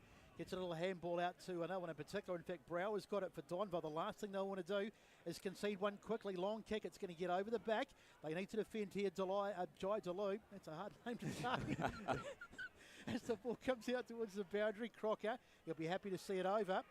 And he's happy just to see it over just in front of one of the photographers down there. Not our own Davis Harrigan, but nonetheless, plenty of people out here trying to get the magical shot this afternoon as the umpire gets set to throw it back in. 23.5 played, first quarter of this Division 3 Grand Final. Thanks for your company as Matt Day gets the hit out again. And might be a high tackle. It is. This is going to get played for Kaika. Ethan Kaika, he's been pretty good actually early, I thought. Little chip out wide, Calisperis. 38 goals for him. Don't see him across the half-back line very often. Probably needs to be at the other end of the ground, but they're moving the magnets at the moment.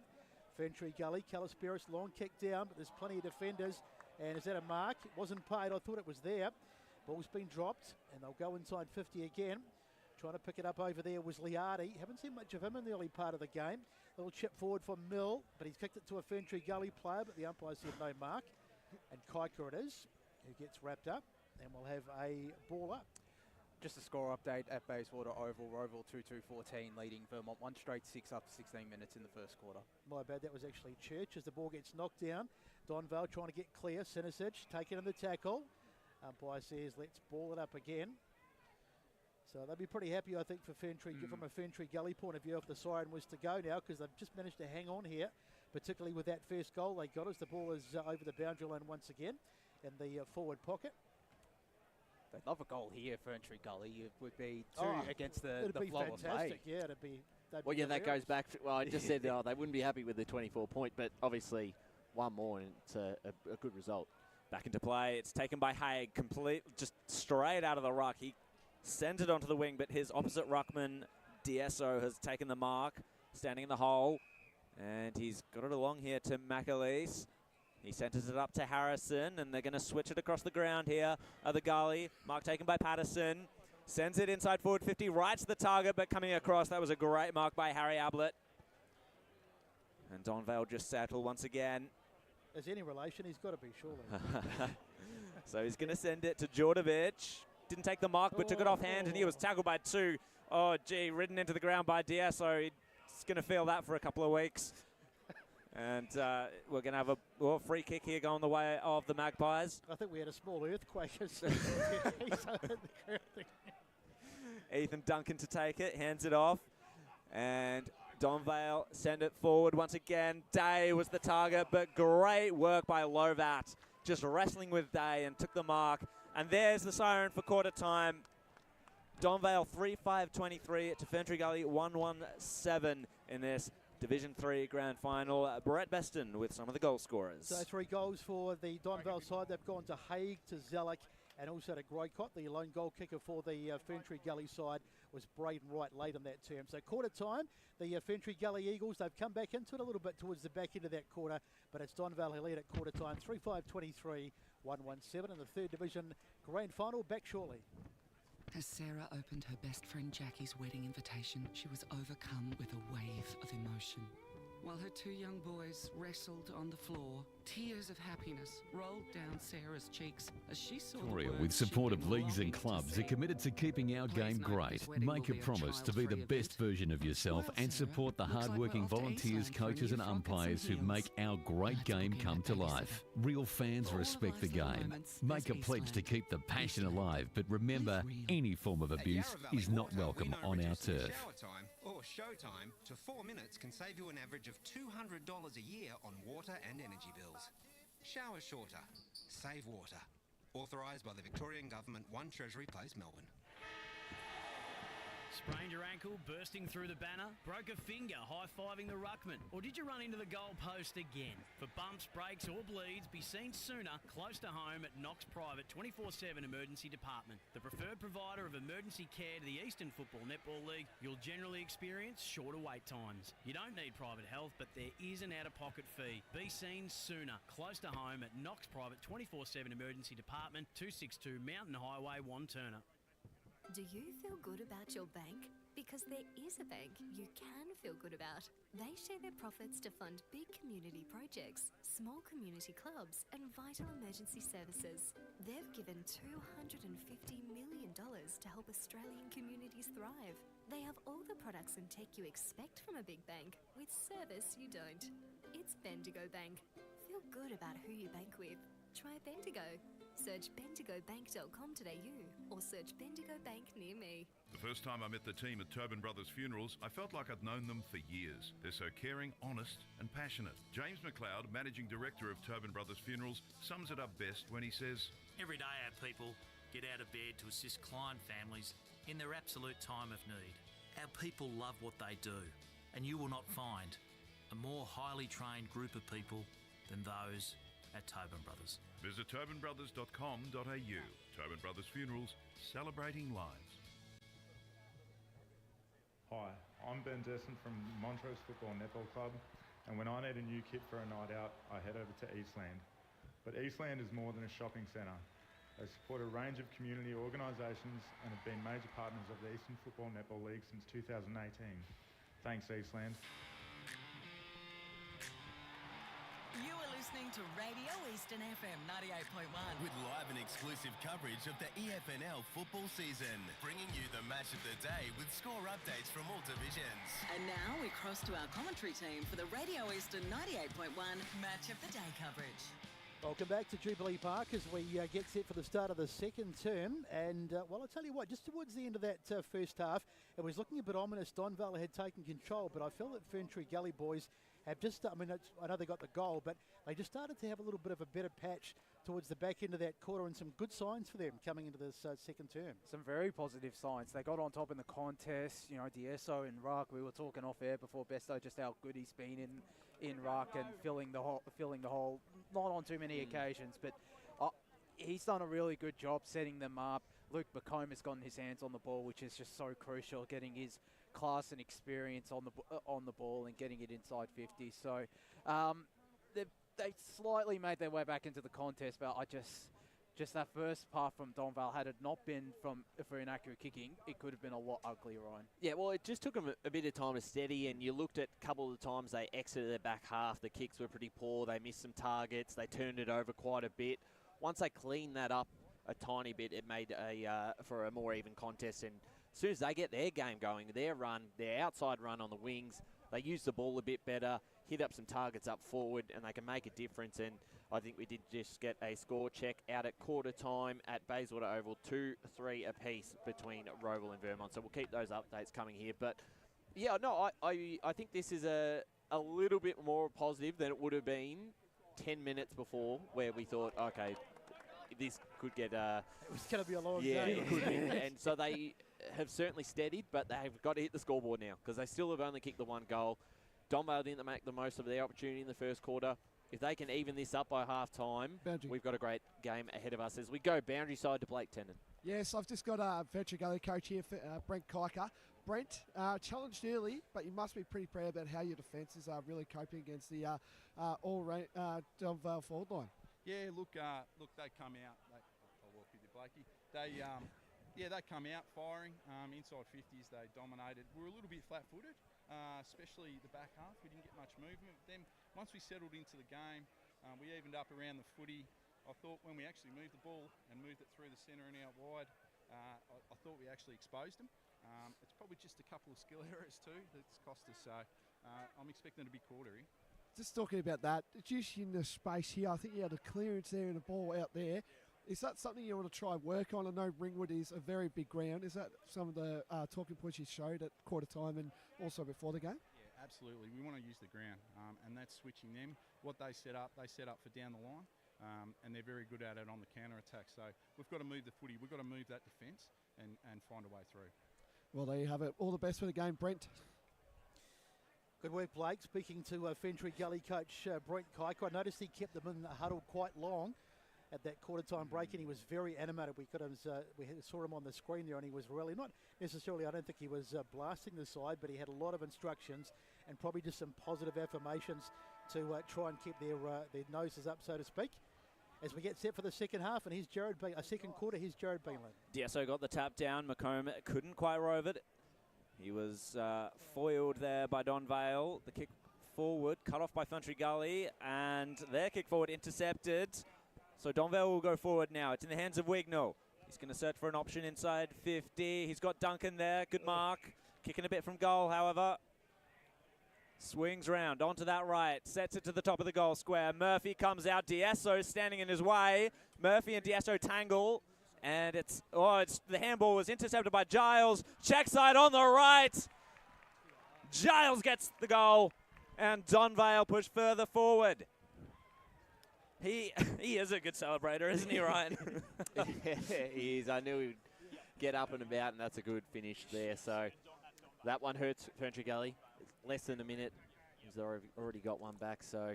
Well, the other thing was that D'Esso had done quite well with the sort of diffuse the situation, and suddenly it popped out. So all his good work was rather undone, wasn't it?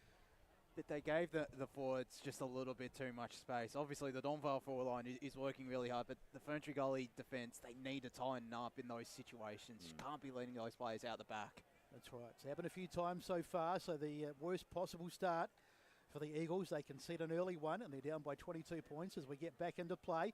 Kick forward inside 50. They need to get one back quickly. There's Rouser looking for a ball. Picked up on the ground. Good work there by Bull, living up to his nickname. Now it's Kiker. Got dispossessed. Rouser's got it. He gives it a handball across. Quick hands from Groycott. Gets it out to Brow. Do they go forward again? Oh, it's a nice mark taken there by number 29, who is Giles. One of the goals so far. Gets it out to Haig. Haig under a bit of pressure. Gets a handball back to Zellick.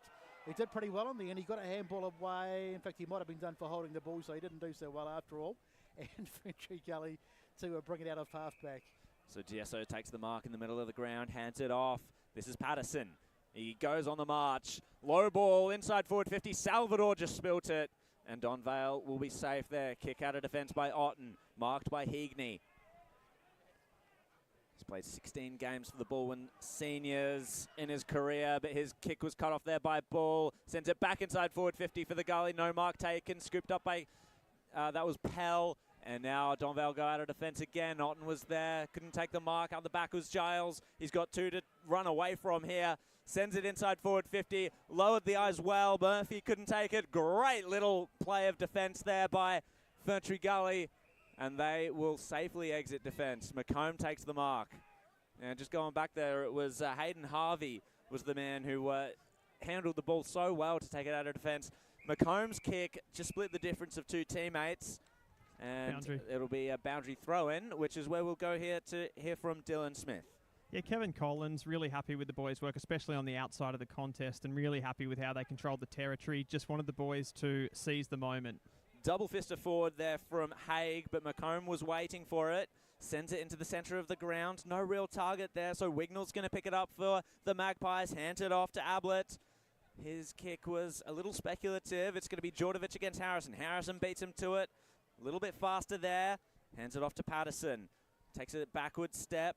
Assesses his options. Sends it forwards. One-on-one situation there. Rouser was there, but Ferntree Gully will win out. Kaika sends a bouncing ball inside forward 50. Scooped up by Church. Sends it to the top of the goal square. Salvador against Mill. Salvador made sure it came to ground. Swung round the body. Kicks it back to the top of the goal square. Brown is there. Kaika hands it to Jaden Brown. Tackled. Great goal-saving tackle by Donvale. And will get a ball up. That was well done by Pell. So a massive tackle by Pell. That was looking very, very dangerous. Looked like Ferntree Gully could score there, but Pell manages to defuse it. Now it's in the ruck contest again. Picking it out of the ruck there was McCormack, another one of the survivors from that 2017 premiership side. Little handball inside from Ferntree Gully, picked up there by Bull. He's been really good, and he's found a target. He's been very good. I was just about to say Bull. Yeah. He's been one of their better players, and he's picked out Flannery. And this should be, well, I won't say anything. This is a good opportunity to put a goal on the board and further reduce the deficit. Yeah, you're 100% right. Coming back into the side this week is a really important inclusion. We saw him the last time they played Donvale, and he played a really good role for the Gully and was probably their best player on the day. So he'll be important again. So Flannery, he really needs to kick this. This will be a good reply after conceding the early one. There's the kick. He's got it. So Flannery gets goal number 42 for the season, and he's pulled the margin back. It's 4-5-29 to 1. Just wait for the scoreboard to tick over. It must be 2-1-13. So it's a 16-point margin. We've had 5 minutes in the second term. That's good for his confidence there, Flannery. He missed one early in the first quarter. Gets one to settle the nerves a little bit. It is a very good confidence booster as well, because he is such a key down in that forward line, as is the likes of Corey Salvador, who was playing deep forward. Now DSO is playing as that deep target, so it's definitely it definitely gives them confidence. As you mentioned, DSO out of the ruck, so it's right, but he didn't win that contest, so Brow's going to send it forward for Donvale. Djordjevic is going to chase it, tackled by Harrison. It's a good matchup, those two, and the tackle is rewarded. Harrison, oh no, it's not actually. It's going back to the umpire. So ball up in Donvale's forward pocket. 6 minutes gone on the Bendigo Bank scoreboard. 29-13. Donvale lead in this grand final. Rouser gets the clearance, hands it off. High ball inside forward 50. Good use of the hands there by Donvale's forwards. But Ferntree Gully, ball tackled, holding the ball. No. A little bit lucky there. There's been 2 of those the last minute, pretty much. Good thing I'm not an umpire, I suppose. Haig taps it down, but it's gone straight to Donvale. Ferntree Gully, in fact. And bouncing ball inside the centre of the ground. Who's going to win out here? It's a bit of a skirmish. Salvador just wrenches it into his grasp and tried to get away from the tackle, but the tackle stuck. And we'll have a ball up right in the centre of the ground. Wright versus Haig. Haig got the tap down. Rouser feigned the handball. Sent it forward with a kick. One-on-one situation there. Djordjevic just got it stolen from him by Harrison. And McComb was the handball target. Couldn't handle it cleanly. And now they all converge and pile on top. Ball up. We talk about Alex Ball having a good game. Brody Harrison has really impressed me across the fence as well. He's only a young kid, but he's really stood up. He has been good. So tap down, Seward hunts it, was surrounded, but got the handball free. Scooped up, however, by Goldsmith for Donvale. Sends it back forward for the Maggies. Harrison there, safe hands, good handball. Sent it straight back to Goldsmith, however. McComb will fight for it. It's just out there on the outer side. Good work there. Great body work by Goldsmith. The burst free. Send it inside forward 50. Punch over the top from the Gully. Djordjevic snapped around the body as he was being tackled. Top of the goal square. Gully holding on for grim death at the moment. And they'll send it back out of defense. Bouncing ball over the line. Goodness me, they are really hanging on here, the Gully's defense. Murphy's going to have to earn every kick today. He's well pressured every time the ball goes near him. They're very aware. Ryan, question without notice. I noticed the boys have got the police bandages around the... Is that a special round? Or you're not sure? They do that with the grand final each year. All right, thank you very much. So the blue ribbon medal. Oh, of course, absolutely. So Rawser makes the tackle. The umpire to throw it up. So the margin at the moment, 16 points, still very manageable as Braden Wright gets it out of the middle. It's going to come back, though, for Donvale back inside 50, and that's a mark. Is that Duncan? I think he's taken that. Yep. It is. So Duncan the mark. He's sort of a bit of an unsung hero of this Donvale forward line, Duncan. It's Murphy who gets most of the pundits, but he's certainly a very good player. 30 goals this year, and he's been around for a little while. Well, you'd want two of him because he can go up forward and kick goals, and then he can go to the defence and intercept marks left, right and centre. He can indeed, yes. We've seen him go back in defence, so he's a pretty versatile player. Let's see how he goes with this one. Chance for Donvale's 5th of the afternoon. Here he comes. He'll be kicking from inside the arc, so he shouldn't have any problems with the distance. In the end, about 45 metres, but he doesn't like it straight off the boot, so another missed opportunity. And as the boys said earlier, if they'd kicked straight Donvale, this game might have been over, but they're missing some opportunities, and there's another one gone. So 4-5-29 to 2-1-13. Bendigo Bank scoreboard. We've had 9 in the second term. Braden Wright sent it out of defence for the Gully. Won at ground level by McAleese, but he's sent it out of bounds on the full. So right in front of us here, taking the free kickers, Liardi. Donvale to go forward once more. Just looking for options here. Ferntree Gully have plugged the holes well, but a good flying mark taken by Nick Day, this is. Swings round, onto the right, top of the goal square. Here we go. Target is Murphy, standing in the way, however, the Gully. Giles is going to fight for it, but good stuff by Ferntree Gully, sending it out of defence. Oh, Brown just wore one, and Pels completely struck him high there. He's asking, why was that a free kick? It's pretty obvious, I think. As his head bounces up the ground. So good to see Jake Brown recovering from that. Now Kaika takes a bounce, hands it off. He's going to get it back here, Kaika. Back to Jaden Brown, and his kick's out in the full. Look out, someone's car's going to get cleaned up. No love lost between Braden Wright and Jeremy Grocott. No. So kicking it back in is Cameron for Donvale. They lead 29-13 on the Bendigo Bank scoreboard. Division 3 grand final action as the pack converges. Punched down by Braden Wright. Scooped up by Kaika. Hands it off to Woods. Woods inboard to McAleese. He hands it off to McComb. Top of the goal square. There's a couple of Donvale defenders there sitting and waiting for it. Mark taken. And it's Rawser who dropped back as the extra man. And he'll take his kick from the opposition goal square. He finds Cameron out there, and his kick will go to Zalek. Zalek punches it forward into the hands of Djordjevic. So this is a good build-up for Donvale. Ferntree Gully not really getting a look in on this play, but here we go. Young out the back. Deleu just tapped it down. It's been taken by Harvey. And Deleu once more fighting for it, trying to break the tackles. Does well. Good evasive work, and he finds a spare man in Kaika. Ferntree Gully now to build. He sends it to Patterson. He's going to take a couple of bounces, just about run down there, but got the kick away in time. Kalisperis is going to be waiting for it, but he was 2-on-1. Had to turn tackler. Ball in dispute.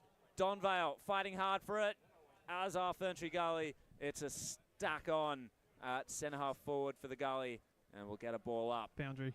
Let's go to Dylan Smith on the boundary line. I'm still watching Luke McComb. He just doesn't seem to be moving all that well, and he's not getting from contest to contest, so I'm pretty sure he's carrying something very wide of the contest at the moment. So we'll keep an eye on that one. Such an important player as the ball is in the contest. Out towards the boundary, and it's going to go across the boundary line there. Free kick here. Free kick, in fact. The umpire's whistle went just before it went over the boundary, so opportunity for Ferntree Gully to kick the ball back towards the hot spot. Ball on the ground. They're under pressure. That's a high tackle. It's a bit unfortunate for Ferntree Gully. They were putting the pressure on, but they've given away the free kick. Just seemed like a wasted kick there. Donvale had the numbers in that little part of the ground, and a bit. So Nathan Mill out towards the far side, gets away from Goldsmith. I've just got to, every inside 50's got to be a good one. They've just got to start making the most of their opportunities, because once it goes the other way, that worries me.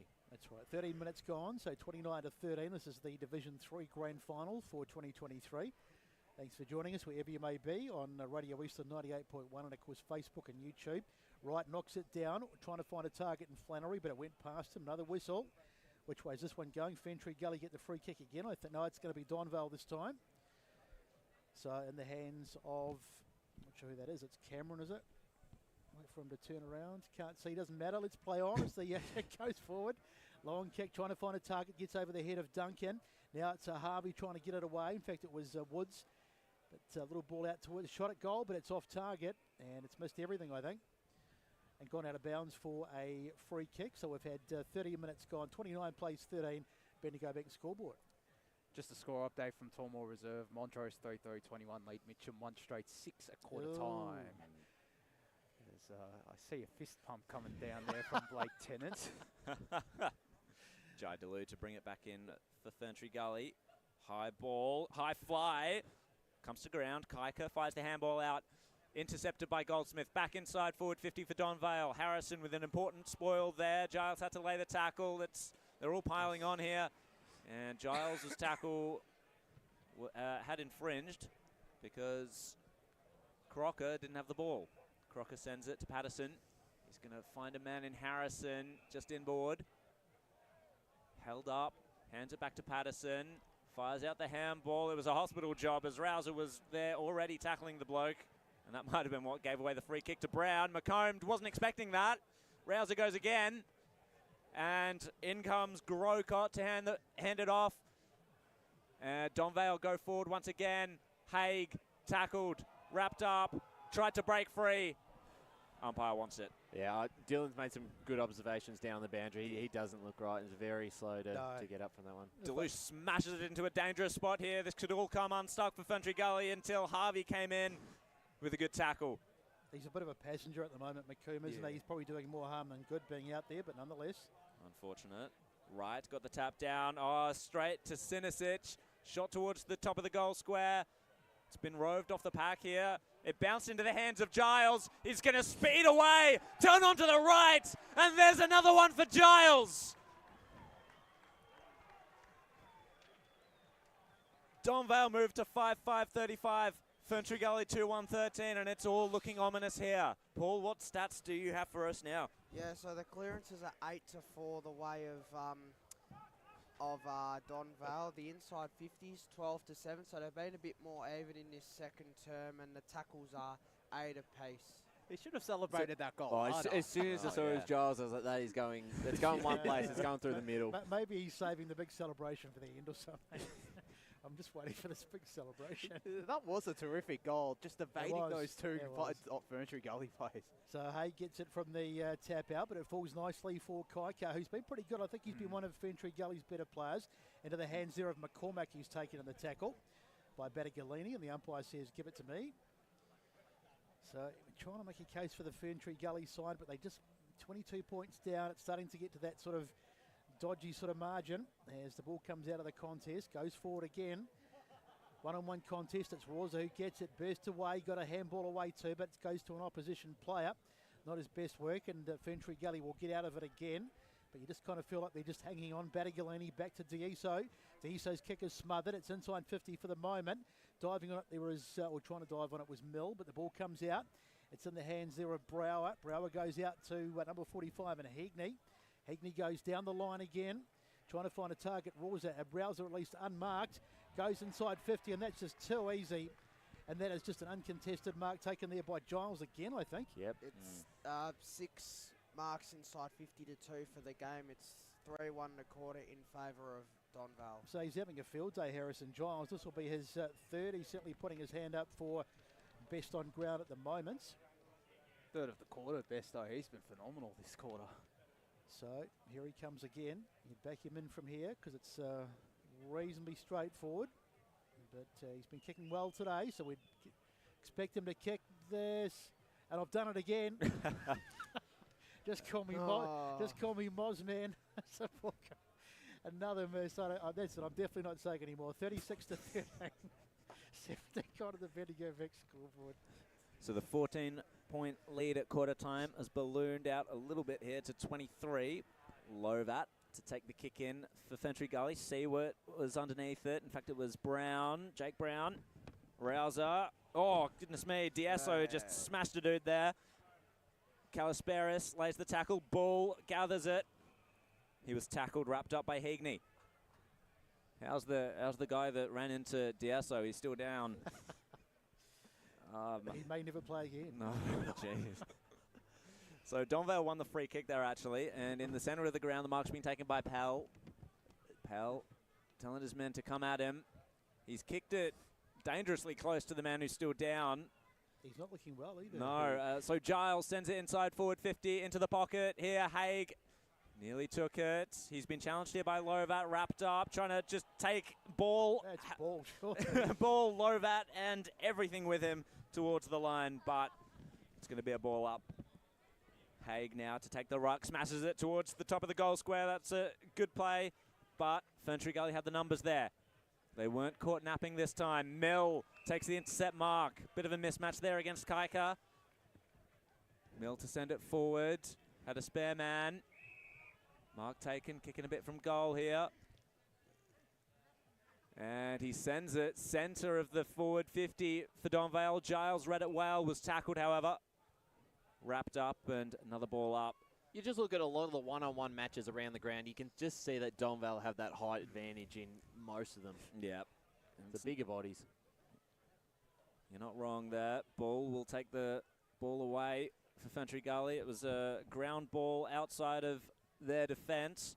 They won it at the ground, however. And Braden Wright, great use of the body there. Just nudged his man under the ball, runs to 50. He's going to send this one homewards. Oh, no, this is Matthew Richardson, Dreamtime style. He gave away the free kick there, and 25. Jay, that is unfortunate. It wasn't going to be a goal anyway, but... Because that was good body work. Yeah, that deserved a goal. That just agreed. The umpire had the perfect view of it and saw it as a push in the back. So we're taking into time on here in the second quarter of the grand final, 36 to 13. Donvale's lead on the Bendigo Bank scoreboard. So close, but not close enough for Ferntree Gully. They could have done with a goal there. And the last thing they can do is want to concede another one here before half-time as the ball comes inside 50. Getting his hands on it there well was Day. The laid in gets it to Haig, who goes across towards the hot spot. Where's Murphy? He's got it. He finally gets hold of one. He's been well held on this quarter. And in fact, the first quarter as well. But Nick Murphy's finally got on the end of one. It was only a matter of time. And he will go back and line up and try and kick number 6 for Donvale in this third division grand final. Plays on quickly, goes around the body, bang.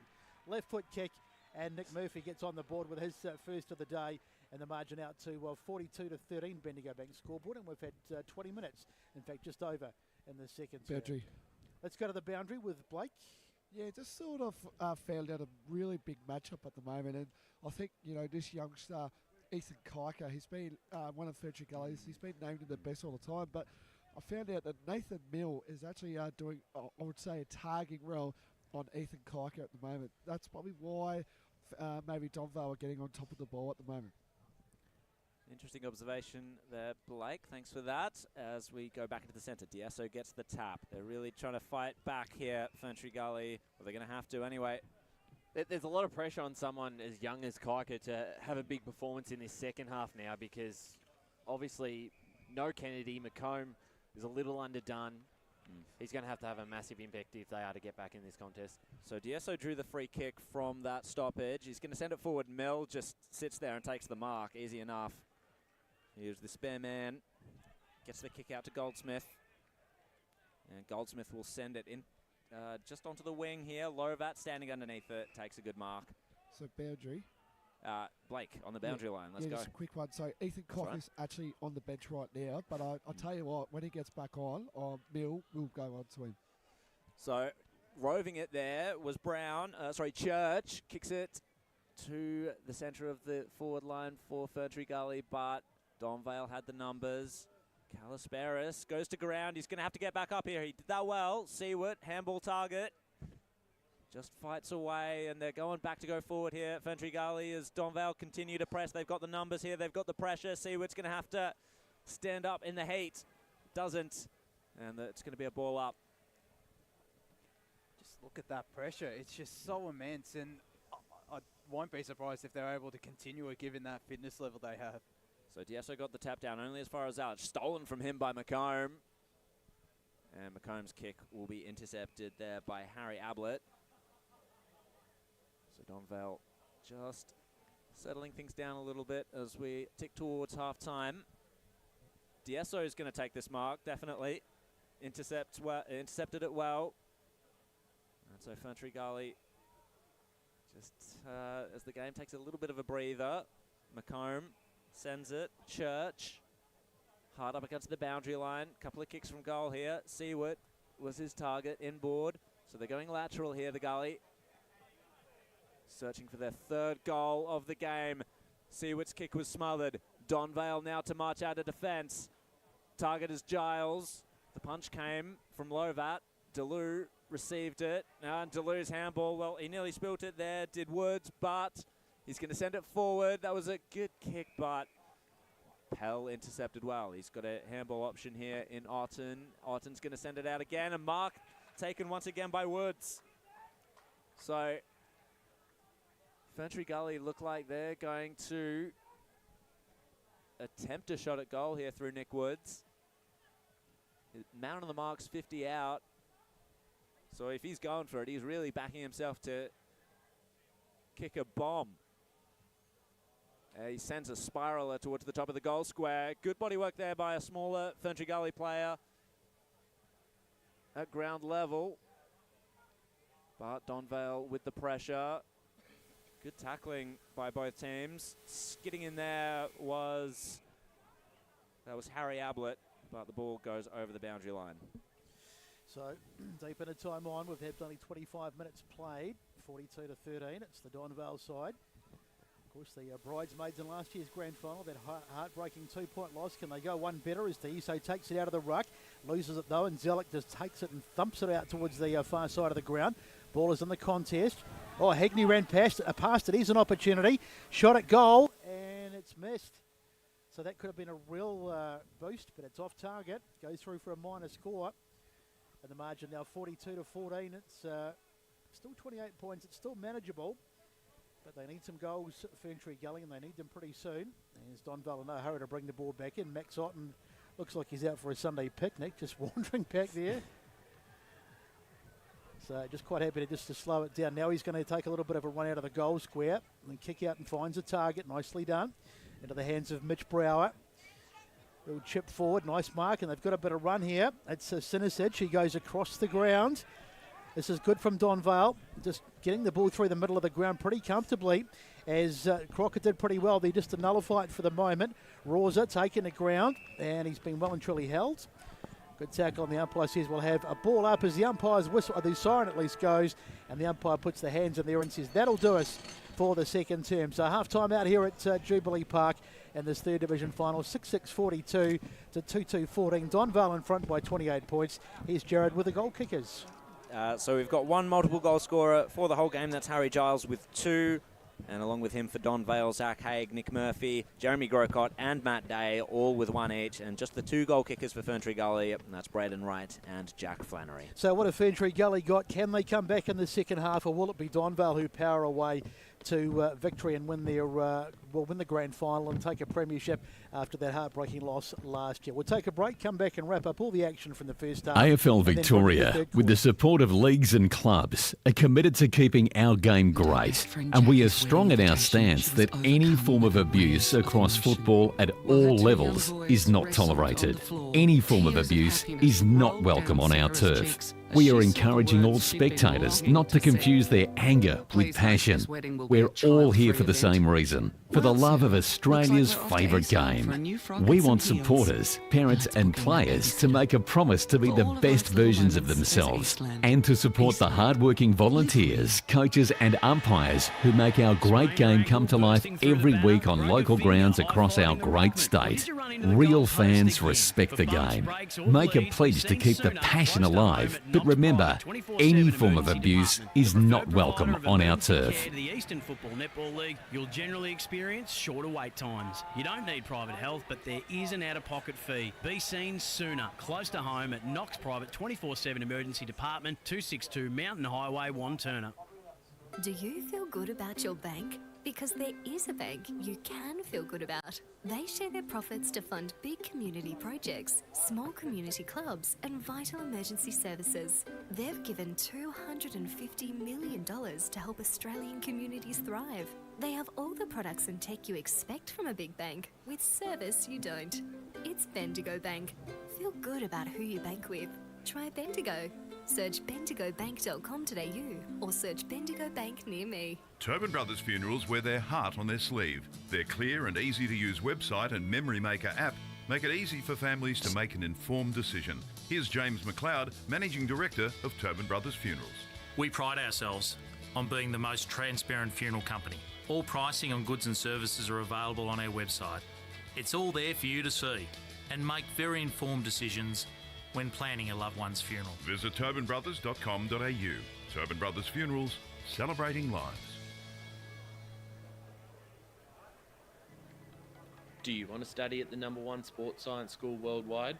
Study sport at Deakin and benefit from the most advanced sports facilities available, from running tracks to biomechanics labs, and decked out gyms to a climate chamber. Deakin have what you need to graduate ahead of the pack.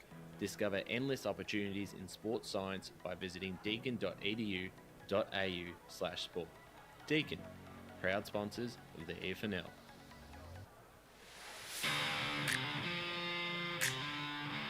You are listening to Radio Eastern FM 98.1. With live and exclusive coverage of the EFNL football season, bringing you the match of the day with score updates from all divisions. And now we cross to our commentary team for the Radio Eastern 98.1 Match of the Day coverage. Welcome back, ladies and gentlemen. Half-time here at Jubilee Park. Donvale, handy 28-point lead here at half-time. Donvale 6-6-42, leading Ferntree Gully 2-2-14. Joining me for half-time is Blake Tennant and Dylan Smith. And Blake, we'll start with you. You've got some scores coming up from the other games so far? Yes, I do. Welcome aboard to the halftime show. Good to be here. So on the 25th minute mark, Waverley leads 7-4-46 to Vermont 4-5-29. So I believe Waverley kicked the last two goals in about a matter of 5 minutes. Down at Tamworth Reserve, Montrose lead 4-3-27. To Mitcham 3-1-19 down at Tamworth Reserve. So we have an 8-point lead for Montrose and a 17-point lead for Roval going into the half-time break. Gentlemen, let's go back to this game. Ferntree Gully for mine are just hanging on for grim death here. They look outsized, they look out-muscled. I just think the only thing that Donvale haven't done right is they haven't hit their targets going into their forward 50, and they probably should be a lot further in front, Dylan.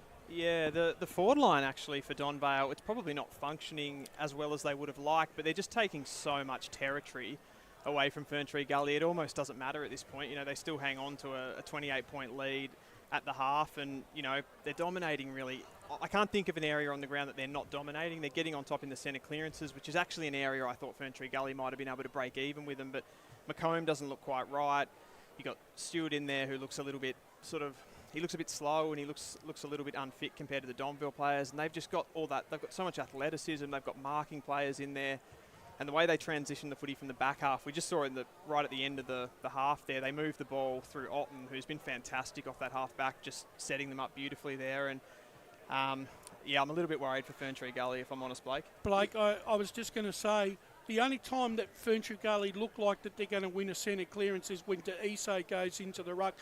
Haig seems to be struggling with De'iso's bulk, but when Wright is in the ruck, he seems to be able to manhandle him, and all of a sudden Donvale seem to be able to take control of the centre clearances again. Yeah, definitely. Look, it's been a good contest, really, but as you say, the ruck battle, the midfield battle, as all coaches would say, even us would say, it will come from the midfield because they give you the first use of the ball. And yes, it is. I feel like I think Haig, he feel like he's struggling in the ruck whenever De'iso goes into the ruck. So, and then when Braden Wright, he's like another player when he goes in. I don't know what the matchup works for him and all that. But can I just add as well, what I'm seeing as well from the boundary line is Ferntree Gully are really holding up really well in the defence point of view. I think as well, someone said on a broadcast that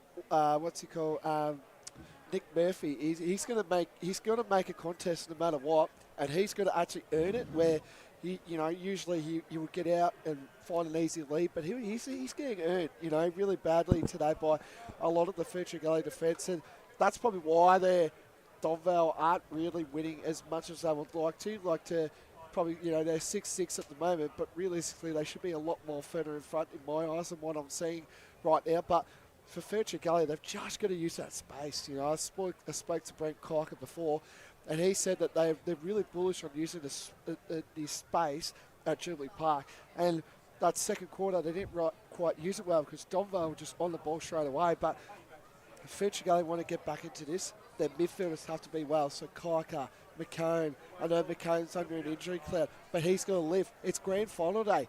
This you've got to put the body on the line sometimes, even if it's got to be a dogfight. I think the issue though is with Ferntree Gully, they really are lacking a key forward that they can direct any ball through. They're being forced far and wide, and they can't find any continuity. They're getting it to half forward, but they're having to play indirect football. They're being forced backwards, sideways. They're not being allowed to take any sort of control in the corridor. Their ball use has been poor too, though. It has. And when you're undersized like this, we've talked about the bigger bodies of Donvale sort of dominating. And the one thing that you can use there is ball use. And like Blake said, use the wide expanses of the ground, but they're not really doing that well enough either. And Blake made a really good point, though, about the defence. I mean, the likes defensively, they're doing okay.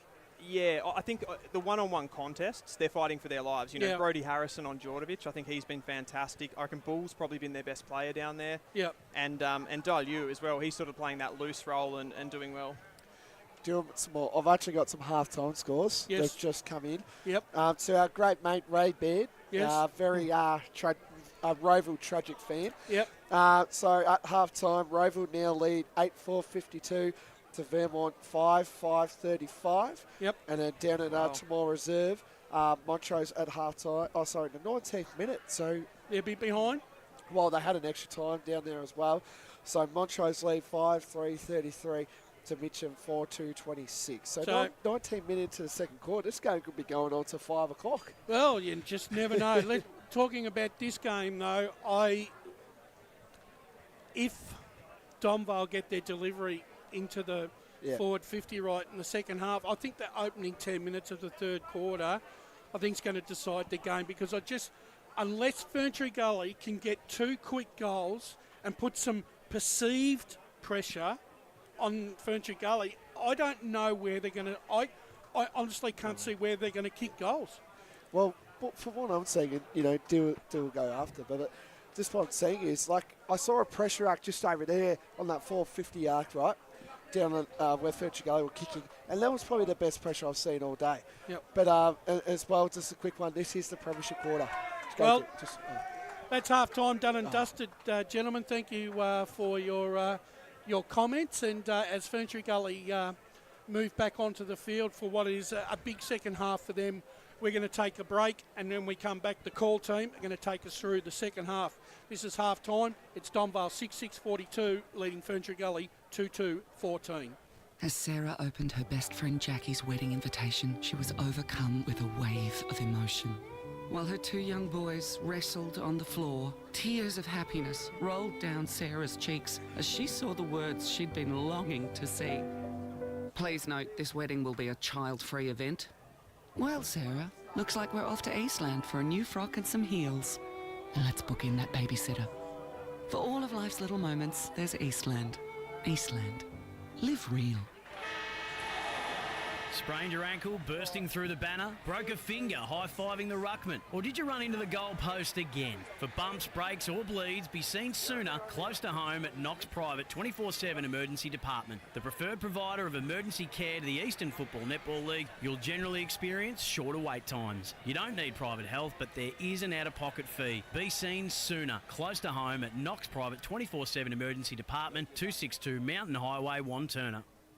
Do you feel good about your bank? Because there is a bank you can feel good about. They share their profits to fund big community projects, small community clubs and vital emergency services. They've given $250 million to help Australian communities thrive.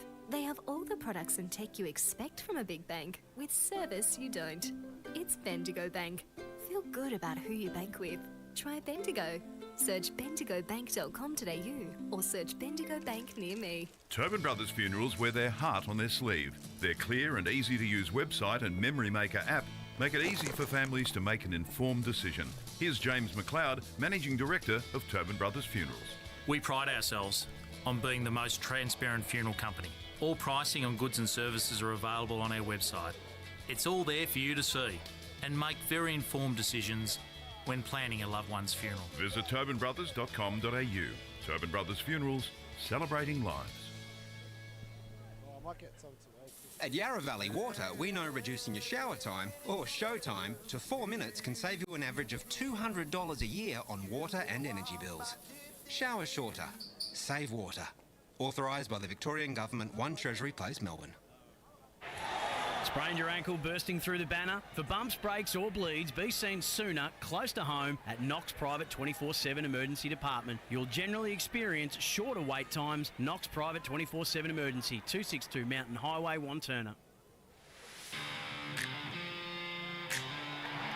You are listening to Radio Eastern FM 98.1. With live and exclusive coverage of the EFNL football season, bringing you the match of the day with score updates from all divisions. And now we cross to our commentary team for the Radio Eastern 98.1 Match of the Day coverage.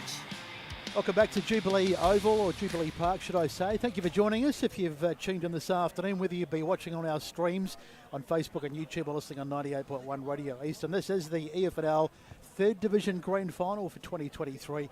And at the moment, it's Donvale who have one hand on the trophy, and they lead at half-time 6-6-42 to 2-2-14. So, look, 28-point margin. We've spoken about this off here, and the general consensus is that Ferntree Gully would really need to get a couple of quick ones in this third team to stay in the game. Jared, I mean, do you see it happening?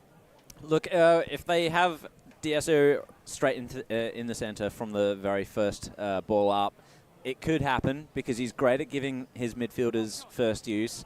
It's just going to have to be very clean. They've entered forward 50 pretty messily throughout the game, and the Donvale defence has held them up pretty well when it's gone down there. They just need to find the likes of Flannery or a Salvador or someone along those lines to just get clean hands to the ball, quick kick, quick goal, and back into the centre to do it all again. But that's the perfect play, and Donvale's going to do their best to make sure that doesn't happen. And they need to get, like, obviously Luke McComb looks like he's carrying an injury, but the likes of Luke McComb, Jai Deleu, or Ethan Kiker, the hands on those balls heading inside 50, because they can deliver it to those players. Just some quick score updates around the grounds. Montrose, they lead Mitcham 33-26 out at Tullamore Reserve. Blake told us that game's over, apparently. And at half-time out at Bayswater Oval, it's Roval that lead 8-4-52 to Vermont 5-5-35. Check. 1, 2. The Hawks. So back in the middle, we're just waiting for a closet Roval supporter, are you, Besto? No, just when they're playing Vermont. We're not brokey a little here. on the EFNL media team. But let's see if Ferntree Gully get this first in a clearance and get it inside 50 kick goal, then that will give them a lot of confidence. So third quarter to get underway. Up it goes. There's D'Iso, the man we were talking about, but it might have been Haig. In fact, it was Haig because he's taken it out of the ruck and he slams it forward inside 50. It's been good, Zach Haig. He's been one of the real journeymen of the side, but still playing good footy. Now it was Day who got the ball out wide. That's a good tackle. Handball away from Goldsmith has gone out of bounds. And the umpire's whistle goes. I'd love to know what Brent Kiker, we might get some message from him to see what he said at halftime, should I say, going into this third quarter. Because this really is the make or break time. D'Iso just takes it out of the ruck, uncontested. Gets the ball away, dropped by Zellick. He's close to the boundary. Did pretty well in the end. Now Rouser gets it forward to his teammate, and Brower gets tackled, but the ball spills out to Haig. Haig goes inside 50, trying to get a mark, but that's a good mark taken there by Bull. Been one of Ferntree Gully's. Has it been paid? No. I was going to say it's been one of Ferntree Gully's best, and the umpire said it might have just bounced, and we'll have a baller. So up it goes. Duncan gets the tap down. Giles was trying to rove it there. He's looking dangerous, but Ferntree Gully got hands to the ball. The handball went out in front of a teammate, and it will be a ball in here. Down in Donvale's forward line. 42-14. They are threatening to take this grand final away from Ferntree Gully very, very quickly. Kiker gets the handball out, and the kick goes forward, 2-on-1 there. Pell got the punch down. It's going to go towards the boundary line, however. Nothing that Cameron could do about that. So back into play it will be, and it's going to be DSO versus Haig again, as they so often do, and as DSO so often does. Just took it out of the ruck, handed it to McComb, kicks forward. Brown was there, got shoved to ground, will get the free kick. And this is Jaden Brown. So how they use this one? Yeah, that is the question. Kicks it up for Salvador. He's there. Got hands to it. Spilt free. Brower got the punch, and it was a good one too because it went into the hands of a teammate. Kicked it into space, and it'll just go over the line here on the wing. Luke McComb has started this quarter really well. He's gotten his hands on the ball. He showed a couple of good bursts of speed as well, which suggests maybe that injury worry isn't as troublesome as we first thought. So D'Esso, great use of the body there. Once again, just took it out of the ruck, handed it to Deleu. He lowered the eyes, got the kick forward, taken by Battagalini. Take the kick. And he's lowered his eyes also. Kiker was the target, punched away from him. So Donvale now onto the attack once more. Good mark by Lovett at centre-half back for Ferntree Gully. He's going to go onto his right, send it out towards the wing. Got a target out there. It was too far out in front of him, so Kiker's going to have to run onto it now. Scoops it up. Good composed handball there. Ferntree Gully go forward once again with a kick. Just went over the top of Flannery, and Rouser was the man waiting out the back. And another good composed piece of play by him. Gets it to Brower. Brower kicks it across the ground. Mark taken by Mill. And the Nathan Mill kick is marked here, I believe, by McCormick. Just weighing up his options. Some indecision there as Zalek was his target. And he'll help Donvale build from here. No idea why Battagalini, just I know it was a couple of minutes ago, but he should have had a crack. They've just got to be brave, Ferntree Gully, and they've got to take the game on. You've got nothing to lose. Good mark taken there by Goldsmith. Should be able to kick it from just outside 50, but when you're giving it off, not good. But we'll let it go as the ball goes forward. That'll be a free kick going the way of Duncan as he gets clattered to the ground. Just outside 50. And so Ethan Duncan trying to find a target as he looks around for someone to kick to. Now he goes into the pocket, and that's looking for Haig, but it gets over the top. Deleu did pretty well in the end. Just did enough to put Haig off. Boundary. Ball goes out of bounds as we pop down to the boundary, and here's Dylan Smith. Yeah, just on that player, Jai Deleu, he actually attended the first centre bounce, so it looks like they've got him into the midfield to add an extra body in there. So I think he's been pretty good. He's done some good work down back, but obviously, as Brent Kiker mentioned before the match, he can sort of play anywhere, so they've thrown him into the middle now to try and spark things, and Warren Q, he gets the football, but he's given it away, and I think I've mozzed him again because that's a goal. Nice. It's James, it's Rouser who's put it through. That is a killer blow. Did some good work, Deleu, but he got dispossessed. And James Rouser has kicked Sorry, the goal. Besto. It was a brilliant cut-off, though. That was.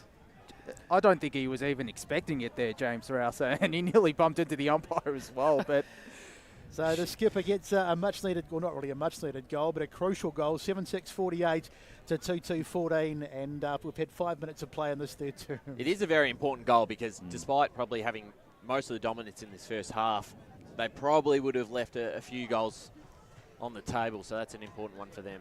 So DSO taps it down. He's going to really have to dominate this. He gets it to Jordan Church there. Goes forward, punched away. Ferntree Gully going to have to apply some pressure here. Patterson scooped it up. Flying shot at goal here from Patterson. Nathan Mill stands and takes a solid intercept mark. Good sticky hands by Mill. Gets it to Zalek. And Donvale, well, we've seen this before. Building from that right half-back area. Ugh. Well, we haven't seen that too often. They've turned it straight over, and Woods has taken the mark. Woods finds the man on the outside. It's Church. How will Ferntree Gully respond to that? What would have been a demoralising goal to start the quarter. And the kick forward was nearly intercepted. I thought that was a mark, but Brower will now take it, and Cameron taking over the line there. So Ferntree Gully, they're going to have to push a little harder here. It's the grand final as a premiership hopes, in fact, starting to slip away from them. Kiker in the ruck. You don't see that too often. Woods took it, handed it to Church. He's got 3 Magpies around him. One of them was Heagney, and he wrapped him up. Infringed, in fact, so Church will take the free kick. He handed it off, and sending it forward was Lovett. It went into the hot spot, but Rouser did well to rove it off the pack. Hands it to a teammate. I think it was McCormick. His kick was a little speculative, so Patterson feasted on it. Sent it back inside forward 50. Once again, wayward. Nathan Mill just watched it bounce over his head. Salvador was first to it. Got the handball away, and that's got to be in the back there. Grocott infringed. No, it's holding the ball. So Jeremy Grocott. See, that's rough. That had to be in the back, surely. I think there might have been a high free kick in there too. Just nothing going Ferntree Gully's way. So Calisperis not getting the rub of the green there from the umpire as Donvale exit defence. It's going to go over the boundary line there as Matt Day spilt the mark. 7-6-48. That's Donvale's score to Ferntree Gully 2-2-14. 7.5 minutes gone. Bendigo Bank scoreboard. Thanks for tuning in to the Division 3 Grand Final. 98.1 or the EFNL Facebook and YouTube streams. It was good work there for Ferntree Gully getting the clearance. It was Church. Sent it forward, but Seward wasn't able to make much of it. And over the boundary line it goes once again, just in the front of the Donvale dugout.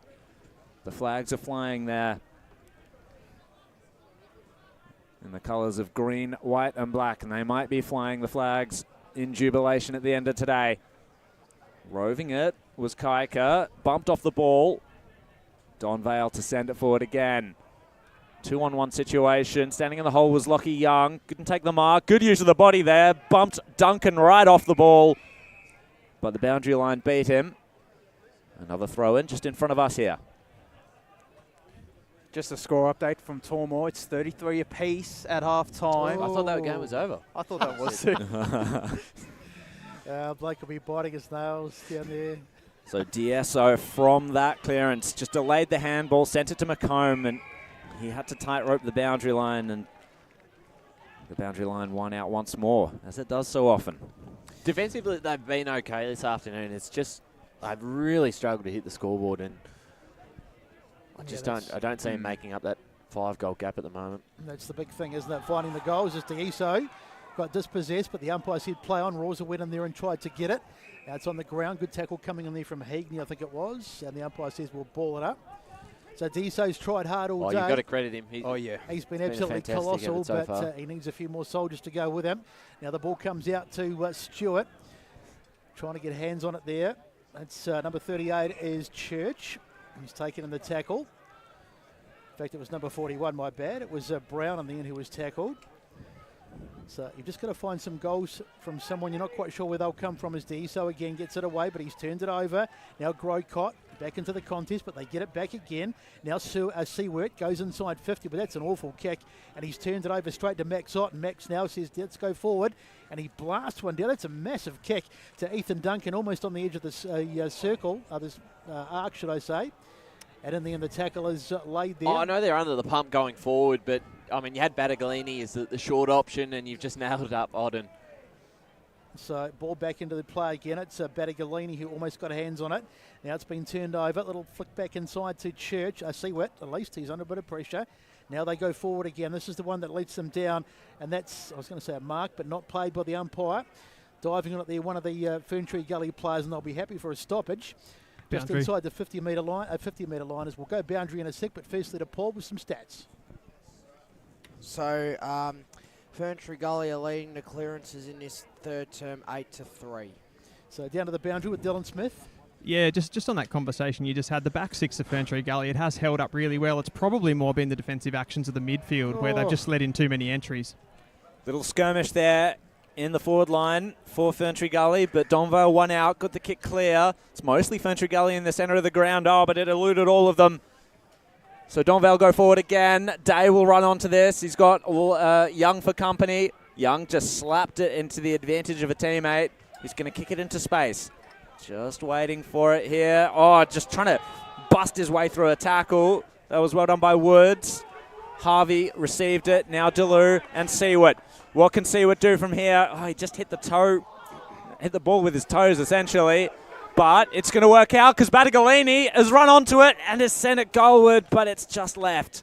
11 inside 50s to 4 this quarter, the way of Ferntree Gully. So they've gone in there. They just haven't created too many opportunities. Yeah, and that was their first score of the quarter there. They go to 2-3-15, Donvale 7-6-48 on the Bendigo Bank scoreboard. I think when they do get it to ground, though, because obviously you got Odden, you got Mills, some tall timber down there. Get it to ground and you give those small forwards a real chance. So Otten's kick finds Mill out wide, goes back inside. Mark taken there by Wignall. So just controlling the ball across the half-back line. Margin is, what have we got, 33 points at the moment. Picked up nicely by Bull. It was very good in the first quarter. Got a little handball that he did pretty well in the end to his teammate in Patterson. Patterson goes in there and tries to get it back, and that'll be a ball up as it's taken there by, is it right? No, in fact, it's not right. It's Seward, I think, over there. So umpire to ball it up again. So beautiful conditions out here at Jubilee Park today as it's taken out of the middle, out of the ruck by Wright. Can they get a clearance? No, they can't. Trying to work away with Brower. And a bit of a phone box tackle over there, and a good tackle comes in. It's holding the ball. So Jai Deleu, who's been one of Ferntree Gully's best today, goes in board. They've got to take the corridor on. Picked up over there by number 39 in Calisperis. Haven't seen much of him today. Ball goes inside 50. Now the mark not taken. Battaglini. It's going goalwards. Can they get a mark? Bashed away there by one of the Donvale players. Trying to get his hands on it there. There's Battaglini. And if we've got a whistle, we have. So the umpire comes in, and what's he paid here? Holding free kick. Holding the ball. So Ferntree Gully do get the free kick. So this is an absolute must kick, and it's going to be Battaglini. I think he's going to take it. Maybe not. Just wait and see. Yeah, I think it is. And they are starting to get it to ground now at Ferntree Gully. Those were two really good efforts to get it down to ground from particularly Corey Salvador before, and now it gives Battaglini the opportunity to kick the goal. So their intensity is certainly good. You can't knock them for that. As Battaglini goes back, and he will line up for a much-needed goal for the Ferntree Gully side. This would bring it back to 27 points. Here he comes. I'm not saying a word. He comes in and kicks. And he's missed it, I think. He has. So that really sums it up. They've had some opportunities, but they've missed, as have Donvale, and it goes through for a minor score. 48 plays 16, Paul. 2 behinds from 12 inside 50 entries for Ferntree Gully. So Donvale, it's a very efficient exit from defensive 50. It went to Brower, now to Higney, and Higney's just going to burst away, take a bounce, run to 50, lowers the eyes. Good punch away by Lovett. And it's going to fall back into space here. Ferntree Gully to work onto it. Good body contest. Seward now against McCormick, picks it up, but ran straight into Higney. And the tackle stuck that time. Let's go to Dylan Smith on the boundary line. Yeah, just once more for Donvale there, just how easy they transition that ball out of the defensive half. You can't let your territory go that easily if you're Ferntree Gully. So Nick Day was content to tap it over the line. Braden Wright appealing for the free kick as the tap down went out in the full, I believe, or maybe it bounced before the line. I think that's a free kick if it does go out in the full from a ruck contest tap. But the umpires happy to throw it in here. DeLue and Church are fighting here for the same ball. Church nearly gets it, but Donvale inside forward 50 once again. Djordjevic, he's just run onto it. He's going to snap for goal here. It's going into the pockets and out in the full. So Lovett to take the free kick here for the Gully. Hemmed in and under siege, the Ferntree Gully defence. Lovett, he's going to have to make the right choice here. He sees Kaika. It wasn't the right choice because Duncan just stood right in front of him and took the mark. So Donvale with a chance now. Well, he just turned it straight over, but it bounced off the chest of Harrison. Djordjevic with the crumb, snapped, but just the 1 point. So they're really threatening here. Donvale. So you can see the Donvale faithful behind the goal. I reckon in about 20 minutes, when it starts to get a bit closer to the end, they'll be up and about. As the kick, it's a dangerous kick, and it's been almost turned over. Nick Murphy, snapper goal. Thank you very much. And he gives a little sign to the crowd as well. He's obviously been copping a bit of flack out on that corner. What a disaster for Ferntree Gully as we watch the replay and the kick out, and it was just well anticipated, and the ball just fell at the feet of Nick Murphy, and he said, thank you very much. Second goal of the day for him. 8-7-55 to 2-4-16 on the Bendigo Bank scoreboard, and we've had about 16 and a half gone in term 3. I don't think I've ever seen Nick Murphy do that type of celebration, go to the crowd, right? Well, I mean, have a look at that forward line when you have Duncan, Murphy and Giles and plus more. They're so hard to contain. You can do it for only so long, and that's really frustrating from a Gully perspective when you've had probably the majority of the control in this quarter but just couldn't score. That's why I suspect he was getting a bit of copping a bit of flake from the crowd, because as you say, he doesn't normally do that. But he's only had 2 touches and he's kicked 2 goals as Murphy as well.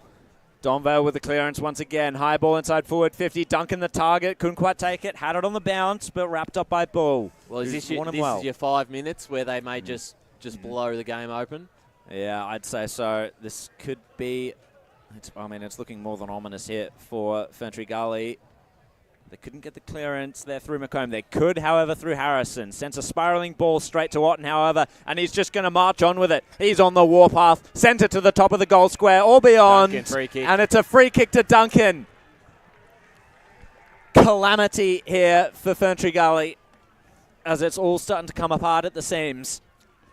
I think you're right, Ryan. This is where Donvale opened the game up. This is where it could potentially get a bit ugly because they've had all the territory in this third quarter, just haven't been able to convert. Donvale's chance. They've had the last 5 inside 50 entries, Donvale. Ethan Duncan hasn't kicked a goal just yet in this grand final. He's kicked 30 goals for the year. Once again, in with a purpose. To put the hopes away from the Gully. He's done it. He pumps up the crowd with a fist, sends out the high fives, and Donvale have more than just a hand on that trophy now. Well, you had probably 15 minutes there where Ferntree Gully just could not put one on the board, and as soon as it went the other way, you were worried about this for their sake, that this could open up, and it's what they've done every game this year. So just their inability to get that bit of a spark. Sorry, Ryan, just their inability to convert those opportunities for Gully as to Iso. He can hold his head high as he gets a kick out wide, trying to find a target. Calisperis chases, bats it to his own advantage, tries to get back, drops it in the end. He's in there again. It's about the third effort he's had, and that may or may not be holding the ball. What does the umpire say? No benefit of the doubt. Didn't deserve to be penalised there, Calisperis. Great effort from him as the umpire throws it up again. Bright sunshine out here at Jubilee Park. Ball hits the deck. Kick from Haig is partially smothered into the hands of Deiso, who goes forward, trying to hit a target. They're trying to pick it up over there. They're under a bit of pressure. Mill taking the tackle, but no prior opportunity, and the umpire will ball it up. So we're nearly into time on at the end of this third term, and it's a bit of a mountain to climb now for the Ferntree Gully side, as well, it's almost a free kick. In fact, it will be, as Cameron has scragged off the ball, and the umpire's whistle went. So I'll try and bring you some other scores too. I can see Blake Tennant looking at his phone every 30 seconds to see the Montrose score. Yeah, it's Montrose up by a point, 34-33. Besto. I knew he'd know that. Chip over into the back pocket, taken over there. So Donvale, must be a great feeling to, I know we're not even at the end of the third quarter, but this game you'd have to say is basically done. And after what happened last year, they'll be feeling pretty good about life. As it goes out of bounds on the far side of the grounds. I mean, we can say that, but down there, and Kevin Collins certainly wouldn't have that perspective at this moment. No. He'll want a real hard 5 to 10 minutes to finish this quarter off and put a few more goals on the board. 100%. So nicely done by D'Iso, the tap, and it's been taken there. Good mark by Grocott, I think that is. No, in fact, it's not Grocott, it's McCormack, and they'll bring it out off half-back. It was On's kick down the line. Oh, great hands, Duncan. Ooh. Spilt it, though. So Young will take advantage, and McComb sends the kick forward, just out in front of Jaden Brown. Takes it over the line. And he's angry about that. Frustrating day for Ferntree Gully. Bayswater Oval, 12 minutes in the third quarter. Roval 10-4-64. Vermont 7-5-47. 9-7-61. Donvale 2-4-16. Ferntree Gully. We're in time on in the third quarter in this Division 3 grand final. D'Iso took it from the ruck contest, handed it to Patterson. Braden Wright is the target.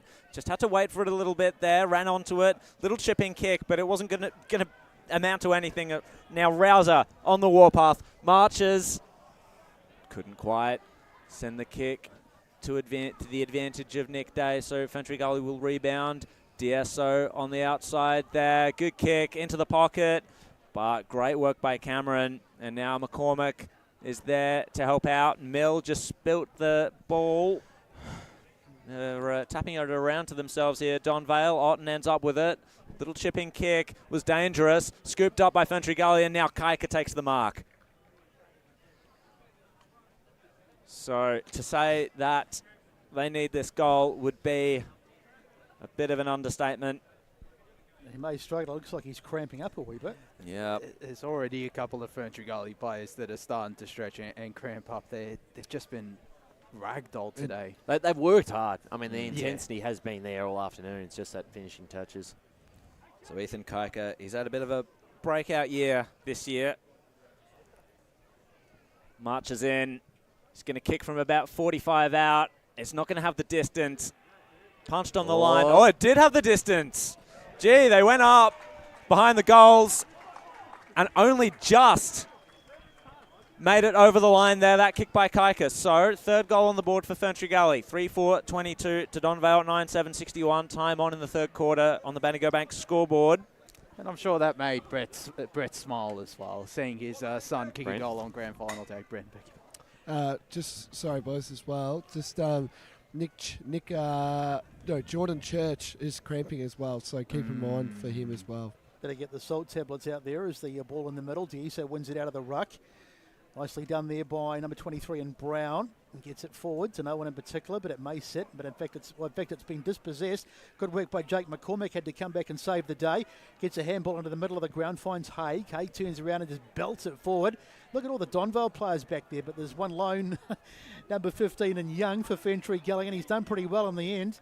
Because he managed to get, not the mark, but he managed to defuse the situation as we get into Blake on the boundary. Yeah, just as you are a crap expert, Besto, I thought they might have to get the pickle juice out. That's another one. The pickle juice is always a good one. Oh dear. I have no expertise. I'm just, just years of watching it happen. So Buller's taken on the ground. He's another one of Ferntree Gully's players who can hold his head high today. He did particularly well, particularly in that first quarter. As we wait for the umpire to throw it up again.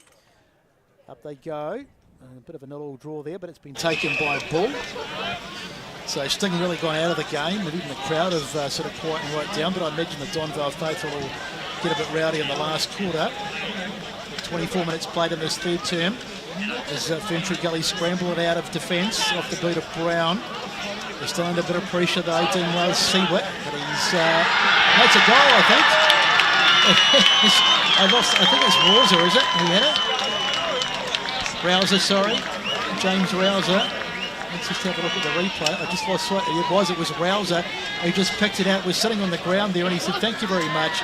And he's just blasted it forward and gone through. So the captain gets a goal. It's another one for him. In fact, it's his second of the day. And the margin out now to a fairly sizable 45 points, 10-7-67 to 3-4-22. Bendigo back scoreboard, and we're just up to the 25-minute mark in this third term. Back into the centre, the two big men to go at it, D'Esso and Haig. D'Esso once again just grabbed it out of the ruck, lost it this time. Zalek fighting for it, Seward as well. Good tackle by Brown. Secondary ball up. Tell you what, Jake Seward, he's worked hard. He's worked his way into the game pretty well in this third quarter. Just hasn't quite had the efficiency perhaps in his disposal. Anyway, Donvale go forward. Giles was caught holding the ball. McComb will take it away. Taking advantage. Kicks it to a one-on-one contest there. Good punch. That was by Pell. Fell into the hands of McAleese, however. He just lost it. They've lost possession once again, Ferntree Gully, and now sending it forward was Liardi to centre half forward. Djordjevic couldn't quite take it. Now working his way through is Giles. Handed it to Day. Now to Haig. And now to Cameron. He hasn't gotten on the scoreboard much this year. Adam Cameron. And he's not going to this time. There's a free kick in the pocket here for Ferntree Gully. Holding on in the marking contest. It goes against Duncan. And so it goes to Young to send Ferntree Gully back forward. Target is D'Esso. Good hands, safe hands. Hands it off. Ferntree Gully move forward once again. Now, what can they do with it? Brown kicks it to centre half forward. Right, takes the mark. What's he got forward of the ball here? He's going to send a barrel. Why not, I suppose? 2-on-1 situation, easy enough. Easy pickings there for Otten. Or Pell, in fact, I believe. And he played on over the line. So it's 1 point to Ferntree Gully, I think. No, it's 25. Oh, it's 25 metres, sorry. I saw the umpire do a signal. It looked like it was the one behind signal, but... I think it was a bit of dissent. Oh, I was thinking he might have gone over his mark, the Ferntree Gully player, but could have been dissent. So James Pell sees an easy option in the pocket. Mark taken. Donvale pretty relaxed here at this point. Day tackled, handed it straight to Church. Little chipping ball, didn't go far enough for his teammate to take the mark. Now Deleu received the handball, tries to break through a couple of tackles, sends it forward for Ferntree Gully. Up they go, Salvador was the target. Donvale too tall up there though. But their kick out of defence was cut off by Jake Brown. He sees D'Esso, had to take it on the bounce. Handball to Harrison. Was wayward. Harrison now has to fight for it, and he's received the free kick there for holding on. So Brody Harrison has worked hard. Seems lively. Patterson, here's another player who's actually been pretty good here for Ferntree Gully. Sends it forward. Pell with the punch. Scoops it forward. Taps it out in front of himself and a teammate there in Sinisic. Pell swings round, high ball. Oh, what a mark! Kyle Wignall.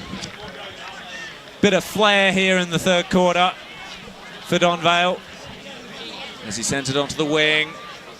2-on-1 situation, 3-on-1 situation here for the Gully. Easy as you like. Harvey hands it to Seward, now to Kaika. There's a man on the outside in Patterson. Sends it forward again. Who's the target down there? Flannery went high, but once again, Donvale too tall. Mill gives it to Wignall. And McCormick nearly spilt it. Gets the handover. Back to Wignall. Takes a bounce. He's going to be challenged by McAleese. Takes a second bounce. Sends it onto the wing. Djordjevic was there. He was the target, but Deleu intercepted, hands it to Harrison. Oh, goodness me. Great tackle there by Day, holding the ball. And Donvale will take it away once again. No. So there is the siren as Duncan takes the mark, but it doesn't really matter because that's the end of the third term, and it's a third term where Donvale have really taken this game by the scruff of the neck, and they lead 10-7-67 to 3-4-22. Jared? Brady's having a shot. Oh, he's having a shot. Sorry, my bad. It was a mark. It was paid. So we just went a little bit early, so it's going to be a shot at goal for Duncan. thought that mark was after the siren he took. Well, that's what I thought too. That's why it was. Nonetheless, the umpire says it was okay, so Duncan's going to go back and try and add another one. He's kicked one today, so this will be his second. 30 goals for the season, and this will be number 32, and he's got it. So he's put it through, and this time we can call it three-quarter time as Duncan slots it through. It's 11-7-73 to 3-4-22. Take two, Jared. Here's the goal kickers. So kicking two in the third quarter alone, both James Rouser and Ethan Duncan. Harrison Giles, he's also got two. Those were both in the second quarter. And then Nick Murphy also has two for Donvale. Single goal scorers, Zach Haig, Jeremy Grocott and Matt Day. And looking over the Ferntree Gully list, just single goal scorers, Braden Wright, Jack Flannery and Ethan Kaika. So as the Donvale players run off the field, there's plenty of smiles. They've got one hand on this trophy. Three-quarter time out here at Jubilee. It's 11-7-73 to 3-4-22. Back after the break to look ahead to what may or may not happen in the last quarter. Today at Eastland, Lucy's trying on jeans for a momentous occasion. Coffee with the ex. She needs jeans she can move in because she's definitely moved on. Jeans that get a second look, but don't give any second chances. Jeans that say, why yes, I have spent the last 8 months in a post-breakup juice cleansing, kickboxing, personal training frenzy. She's just found the perfect pair. Bravo, Lucy. For all of life's little moments, there's Eastland. Eastland. Live real. Sprained your ankle bursting through the banner? For bumps, breaks or bleeds, be seen sooner, close to home at Knox Private 24/7 Emergency Department. You'll generally experience shorter wait times. Knox Private 24/7 Emergency, 262 Mountain Highway, Wanturna. Do you feel good about your bank? Because there is a bank you can feel good about. They share their profits to fund big community projects, small community clubs and vital emergency services. They've given $250 million to Australia's communities thrive. They have worked plans to take research for the bank. It's seriously done. It's Bendigo Bank. Really critical. We don't have Bendigo. Search bendigobank.com. Search Children Brothers Fields, where they're part on this league. Their clear and easy-to-use website and memory maker app make it easy for families to make an informed decision. Here's James McLeod, Managing Director, Children Brothers Fields. There's no mystery about our pricing. It is clearly displayed on our website. And now we have staff standing by 24 hours a day, every day to assist you in your racing. Visit childrenbrothers.com.au. Children Brothers Fields, celebrating. There are only three things that should be flushed down your toilet. Pee, poo and paper. Some wet wipes and antibacterial wipes say that you can flush them, but you can't. They clog up the toilet and pipes, causing expensive blockages. Save yourself a truckload of trouble. Put your wet wipes in the bin. To learn more, head to the Yarra Valley Water website, yvw.com.au/wet-wipes. Hi, Dylan Dow from the Baroni Football Netball Club here. When I need to grab a quick coffee or a bite to eat, I'm popping into Eastland. Eastland's more than a shopping centre. They support a range of community organisations and have been a major partner of the EFNL since 2018. Cheers, Eastland.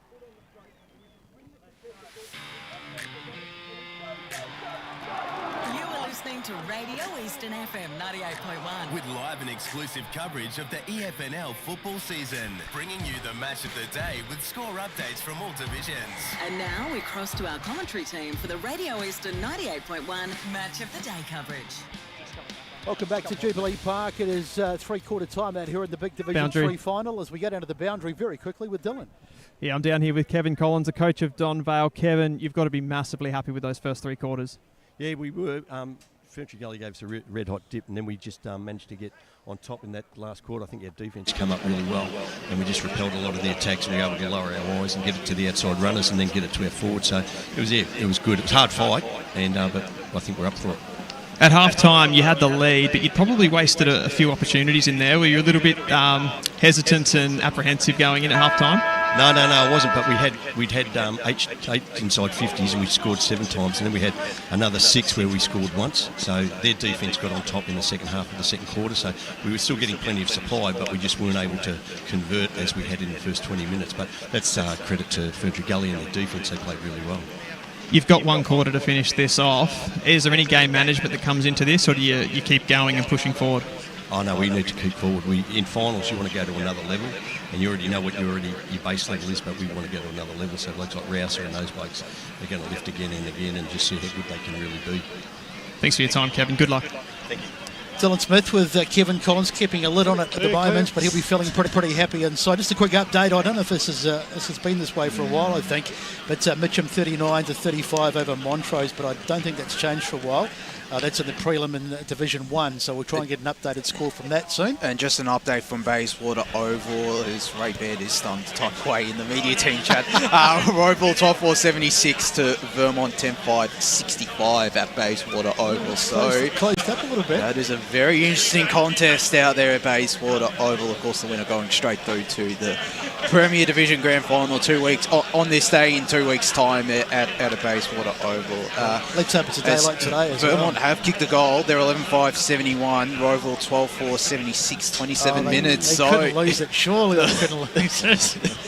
But just back on this contest, I think it's pretty much over as we cross down boundary side to Blake Tennant. Yeah, just listening in to Brent Kike's third-quarter time address. Just pretty much says he doesn't want this game to blow open. He just does. He wants us. He doesn't want them to feel disappointed in each other after a really tough game by Donvale and all that. And he just goes, he doesn't want any broken tackles. He just doesn't want have a lack of effort. He wants more effort and finish this game off well. 30 minutes, and then that's our season done. And that's fair enough. That's a good message to head into this final quarter. Here's Jared to get us started for the last turn. Back into the centre, and it was D'Esso. They got their tap down. I think that's Flannery in there in the centre for Ferntree Gully. So throwing the magnets around a little bit. Flannery, their main goal scorer for the year, of course. Unless my eyes have deceived me.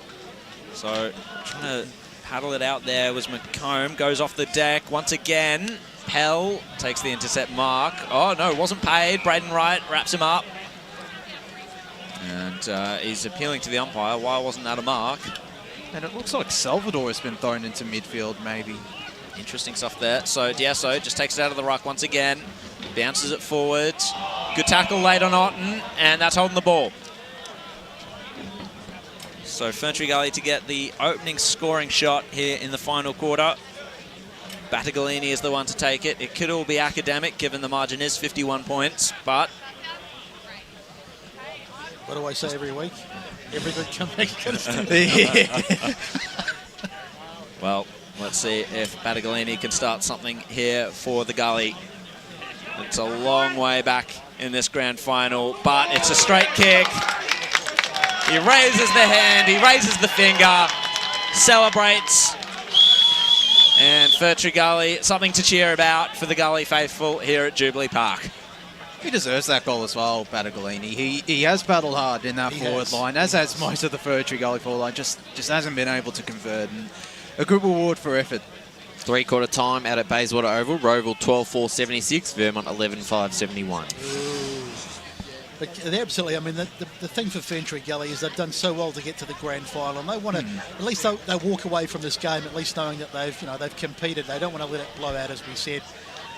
Or as was mentioned by Brent Kryker. So taken out of there by Salvador, went without it. The ball pops into the hands there of McComb. Hasn't had a particularly great day, but we think he may well be injured, but he's battled on bravely. Otten tries to get it there for Donvale, and they'll be wrapped up, and the umpire says we'll have a ball up, should I say. In saying that about McComb, he's really made his way into this second half. I know he hasn't had the best day, but he's still made a decent fist of it. Not as probably as good as he could have been, but nonetheless, he's done quite well.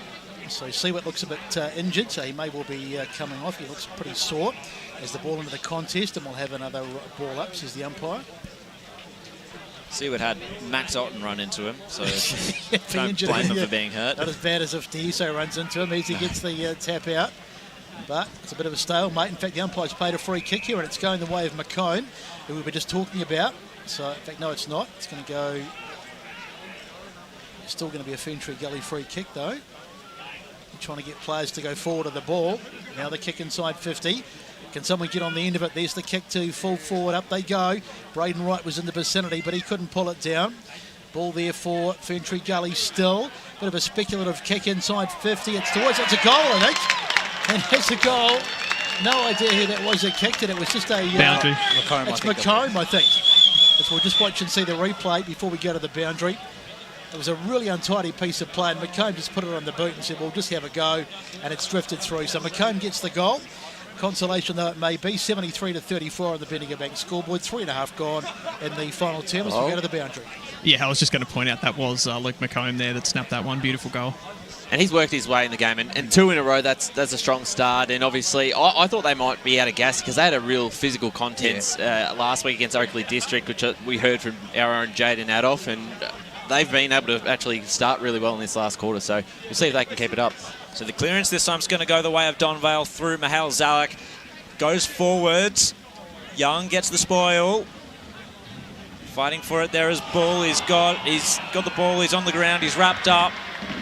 And the umpire's going to come in here and award the free kick to Day. And Delou, he's got to be careful there not to give away the 25-metre penalty. Because Matt Day's a pretty sure shot at the best of times. That was a free kick there, though. He had that much time in the world, did Alex Ford, to get that ball away. Just couldn't move from the ground. Yeah, probably, and he didn't look like he had too many options either. So Matt Day, 41 goals for the year, including one today already. Marches in just to put a little bit of a stop to the uprising that Ferntree Gully had started. Donvale, they're going to make sure of it. And looks like it's on here a little bit. Brower's getting into some of the Gully opposition. Delou as well. Simmer down, they say, and blood rule as well. And you look at... Oh, Rouser goes in, trying to be the rabble-rouser. He goes down, and it's really on here. Salvador seems to have gotten in the ear of the Magpies, and the umpire's reaching for his back pocket. Let's hope it's not red. Let's have a look. Delou, no, he's coming off in a blood bin, so it's... And Rouser's been sent off with a yellow card. He points to himself saying, who, me? Surely not. I don't think he was too pretend. He probably enjoyed the rest. A big smile on his face. So he can go to the bench and he's been one of the best players on the ground, so lap it up. So the captain heads to the naughty corner. Not ideal, but nonetheless, as I say, he'll probably just have a bit of a break and come on for a really strong last 10 minutes and really try to bash it home. 79-34, 6 gone in this last term. So you expect a bit of this. I mean, the Ferntree Gully side, they'll be disappointed, and there could be a bit of niggle in this last quarter. It's sort of almost inevitable. Not that you condone that sort of thing, but it just happens, doesn't it? Yeah. So umpire to throw it up. Up it goes. Teiso climbs high, might have got the tap down, but in fact he gets it back again. He's been terrific, Teiso. He tried his heart out all day. Battagalini hasn't been their worst either. Otten tries to get hands on it, may have been tackled without the ball. Diving on it was Wignall, and that'll be a ball up. So 6.5 gone in this final term, 79-34. Up they go again. Ball into the hands of dropped by Teiso. Macomb went without it as well. That was Patterson trying to get hands on it, but now it's a chance. Brower goes down the line, trying to find a target. It's across there was Lovett, but they're going to come back inside 50 again. There's the kick inside 50. Can they hit a target? There's a whistle as the ball goes to Murphy. Is it going to be play on? Murphy's played on, and he bangs it through. Is that advantage? It looks like it is. So Nick Murphy gets a bit of a gift goal in the end. It's his third of the day. And the celebrations continue. It is 85-34. Margin is 51, and we've had 7 gone in this last term.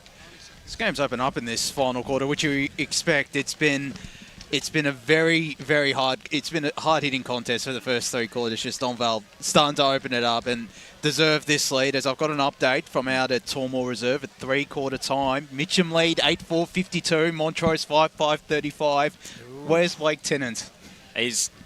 Yeah, great question. Gone. Where is he? He's disappeared. I think he's left to actually go to Tormore, surprisingly. Pull on the boots, yeah. So DSO gets the tap down. Ferntree Gully, Flannery, immediately wrapped up by Brower. He's played a good game, Mitch Brower. His colleague down there, Dylan Smith, holding the arms out as if to say, I have no idea where he's gone. Oh, there he is. Blake's returned. doesn't have the headphones on, so I don't think he's heard about that update. But anyway, there's a free kick in the centre of the ground back here at Jubilee Park. It's gone to Nick Day. Sends it laterally. Mill takes the mark. And he sends it forward. Pretty easy mark there taken by Goldsmith. Sends it inside forward 50. No mark taken. Ferntree Gully were in the box seat, but it's fallen for Djordjevic. Snaps around the corner, and it's just the one behind. Caleb Djordjevic just not on the goal-scoring tally yet today, despite being one of Donvale's main forward, main goal kickers, really. I doubt that he's going to worry too much at the end of the day. Well, I do love the redemption type stories, and Donvale is that this year. Yeah. Heartbreaker last season, and they've come back, and they deserve a flag because they've been phenomenal this season. Yep, and of course there's 7 players on the side today who played in the 2017 flag as well. So that'll be their second flag, so that'll be something for them to, another one to put on the mantelpiece as we have a ball up. And given where they were 9 years ago when they went into recess, and now they've won two premierships over in 7 years, it's 8 years, it's a phenomenal effort. So D'Eso takes it, chips it forward, mark taken there by Battagalini. Goes to or tries to find a target in Flannery. It's a bit of a hospital ball, but he manages to get back to D'Eso. Looks like they're playing kick to kick, or in this case pass to pass. Now they'll go inside 50 again, trying to find a target. Only Donvale players predominantly back there. Calisperis hasn't really been able to get into the game today, and it's taken over the boundary there by Harry Ablett. And what I love about this side is that there's not a single person on this ground in the Donvale colours who has had a poor game or hasn't played their role. Everyone does exactly what they're told. It's going to be enormously hard to pick best on. We've got probably 1 or 2 players who have stood out a wee bit, but it's been a really good team effort. As the ball goes to ground, taken there by one of the Ferntree Gully players. There's a snap at goal, and it's going to miss. It's going to go right across the face, and in fact it's gone out of bounds in the far side pocket. So we've had 10 minutes gone, and it's 86-34, and we're about halfway through the last term of the season for both these sides, and it looks like it's going to be Donvale who will be saluting come the end. You're not wrong there, Besto. I'm not exactly going out on a limb. I don't know. Flannery wrapped up. Ball up once more. They've all had a crack, especially D'Eso. I've loved watching him play today. He's still obviously got a lot left in him. Braden Wright just takes it out of the ruck contest. Blazes away at goal, just the one behind. And he's retiring as well, Yes, so it's a bit unfortunate just seeing that performance. You can see why he won the Division 3 Best and Fairest last year. Yep, well, that's very true. The Perth James medalist from 2022. Dan D'Eso definitely acquitting himself well in his last game. He's going to be he's got very big shoes to fill, let's put it that way. It's Ferntree Gully. They're going to have a shot at goal here through Kaika. And he's got it. The Gully get their 6th of the day, and young Ethan Kaika gets his 2nd. So a little bit to celebrate there for Ferntree Gully, and he's had a great year, young Kaika, and obviously with a lot of absences, especially throughout that middle part of the season, in the middle of the ground. Macomb missed a lot. Kennedy's missed the full season. Kaika's had to certainly lift his workload, and I've really enjoyed seeing his career develop so far. Yeah, he's been one of their better players today as well. As D'Eso goes up, gets the tap, had a second go at it as well. Knocks it down to Macomb. He just puts it onto the boot and slams it forward. Going back there is Ablett. He's got a bit of time just to work out what he wants to do. Hooks it back outside out towards your far side, and the Wignall can't quite keep it in. And it's gone out of bounds over there. So we'll have a throw in. So 86 plays 41. It's going to be Donvale's day today, but Ferntree Gully, I'm sure they'll come back as D'Eso knocks it down to himself, now gets it forward, trying to find a target in Harrison. Calisperis got a hip and shoulder, and he looks a bit sick. He's gone down, but he'll be all right, but he's a bit sore there for a moment. And that's another player as well for Ferntree Gully that's really stood up. Brodie Harrison in defence, now playing down forward. So D'Eso takes it out of the ruck that time, gets a handball back, and that'll be out of bounds again, I think, on the far side. So, as we say, the pace has really gone out of this game, but as we go through the motions. Well, best time to be out there right now if you're a Donvale player, lapping it up for the next 20 minutes. And so Haig knocks it down, then gets his own head out and bangs it down the line. trying to find a target in Day. He goes over the top, and they'll be happy to see it over the boundary line. No, it's still in over there. Socked forward, going back there. They've got a bit under a lot of pressure. Batted forward there by one of the Ferntree Gully players. Now it's in the hands of Seaward. No, if it wasn't Seaward, it was Day. And it's in the hands of Deleu, who's taken on the tackle, and the umpire says we'll have a free kick. So Donvale will go forward again. Goldsmith plays on quickly. Sends it to the one-on-one down there. Harrison couldn't do... Harvey couldn't do much about it. It spilt to ground. And laying the tackle was Caleb Djordjevic. Happy to have a stoppage there in Donvale's forward line. And just taking it out of the ruck there, he palmed it to himself with the one hand, threw it onto the boot, and kicked it out on the full. I believe it was Zach Haig. And so the free kick will go to Nick Woods. And he's just going to send it straight up the middle. Haig's going to stand under it. Couldn't take the mark, falls to ground. Taken by Sinisic. Stands up in the tackle, actually wrestles free. That was impressive. Got it to a teammate. Duncan's the target inside 50. Day came over the top. Spills to ground. Day goes again. And it's Giles handing it to Murphy. Party time at Donvale. Nick Murphy kicks his fourth. And Donvale move back to a 51-point lead. There's a Ferntree Gully player down there. It's Jai Deleu, who looks like he's in a bit of trouble. It's funny, isn't it, Nick Murphy? You'll go, if you didn't see the game, you'd think, oh, Nick Murphy kicked 4 goals. He must have had quite a big day. But in fact, he hasn't. It's come late, hasn't it? He's chipped in when he's needed to, but he really hasn't had a huge influence on the game. He's kicked 1 goal each in the second and third term. So in the second term, I think it was really just late on, and in the third, it was pretty late on. He kicked that goal too, so he's only come to life. It's been part of their strength, so that they're not so reliant on just one player. Exactly. And last year, a couple of times during the season, when they missed a couple of really key players in a Haig or a Murphy or a Duncan, they struggled. But you can take those people out of the side at the moment, and you've still got enough in the team. As we go boundary side to Dylan. Yeah, it just looks like a pretty nasty injury here to Jai Deleu. He's sort of hobbling off the ground. I'll try and get an update on him shortly. It's a shame because he's tried hard all day, Jai Deleu. Yes, we've got another person. Yeah, there he is. Just you can see him in shot now. He looks very sore. He's already got the bandage on, but we may not see too much more of him today. Well, he's going off not through the interchange gates, so yeah, he's done it. Yeah. So that's the end of Jai Deleu's season, but he can hold his head high as the umpire throws it up. And I was just going to say Deiso's going to get the tab because it's almost inevitable. Gets it out. Here's Haig trying to... good body work there. Haig as the ball spills clear. Down Ferntree Gully to go forward again. Can they get the mark? No, they can't. Pell it is who takes the mark. I think it's Pell. Give it to him anyway. It might be Mill actually. Gets a little short ball. Finds Brower. Brower goes out wide. And they're just having a bit of a kick-to-kick at the moment. Taken there by Ablett. He's got acres of room out there. Chips it back inside to Wignall. Wignall just looking around for someone to kick to. He's in the middle of the ground at the moment. Decides to go long. Kicks to about half forward. In fact, goes a bit further than that. Mark not taken there by Day. Ball spills out, but it's going to already come back inside 50. Over there trying to pick it up. One of the Donvale players taking on the tackle over there is Grocott. So just a 1 goal for him today.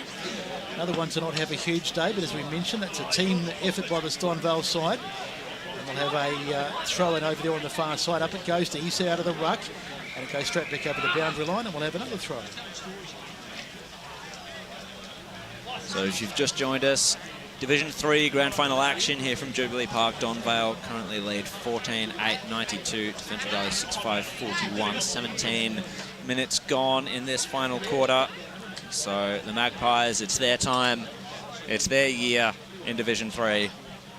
Ferntree Gully trying to go forward again. Kalasparis tackled and is rewarded. Let's hope it's not the other Magpies year. Sorry, Jared. We'll see. We'll see. I thought you'd like this. Hesitantly optimistic about that. Anyway, Brown goes forward for the Gully. Up they go. And ball spills to ground. Boundary line is the best bet. But just looking ahead to next year, obviously, because there's no promotion for Division 3, do you think Donvale can go back-to-back? Absolutely. Definitely. Well, they are the benchmark. Yeah, exactly. There'll be a lot of Division 3 sides watching today and looking at this side as the team to beat. And what are they going to do next year to stop them? Yeah, and Ferntree Gully, I mean, they are the second best team. It's both to their credit and their detriment. But just remember, Knox and Upper Gully are coming down, and Knox showed signs of life in that second half of the season. So maybe they can put up a fight, but I genuinely do think Donvale look just like a Division 2 side at the moment.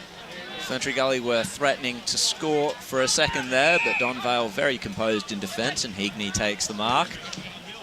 One-on-one contest down the ground. Gray used the body, but he just slipped over there, did Grocott, and opened the door for Crocker.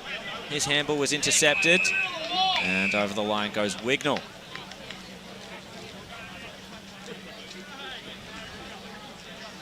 So it's going to be a jubilant Donvale crowd there. I see them, the swelling up there, that crowd at the other end of the ground. It's a large contingent of Magpies.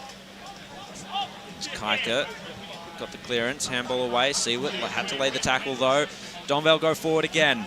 Grocott couldn't handle the ball, taken away from him by Patterson, and he just gives it straight up to Sinisic. Kicks it into space. Running onto it is Giles. Snaps around the body, and Harry Giles puts some icing on the cake, takes the bow. And it is the Magpies' year. Told you he's good, Jared. No, I have enjoyed watching him play. And that's his third for the day. Well, I've enjoyed watching him celebrate just as much as I've enjoyed watching him play. Well, he should take a bow because he's been good. Yeah, once again, very lively up forward, and embraces starting to happen around the ground as they are well and truly on their way to a premiership. Big night out at Donvale. That's right. So Deiso gets the tap out.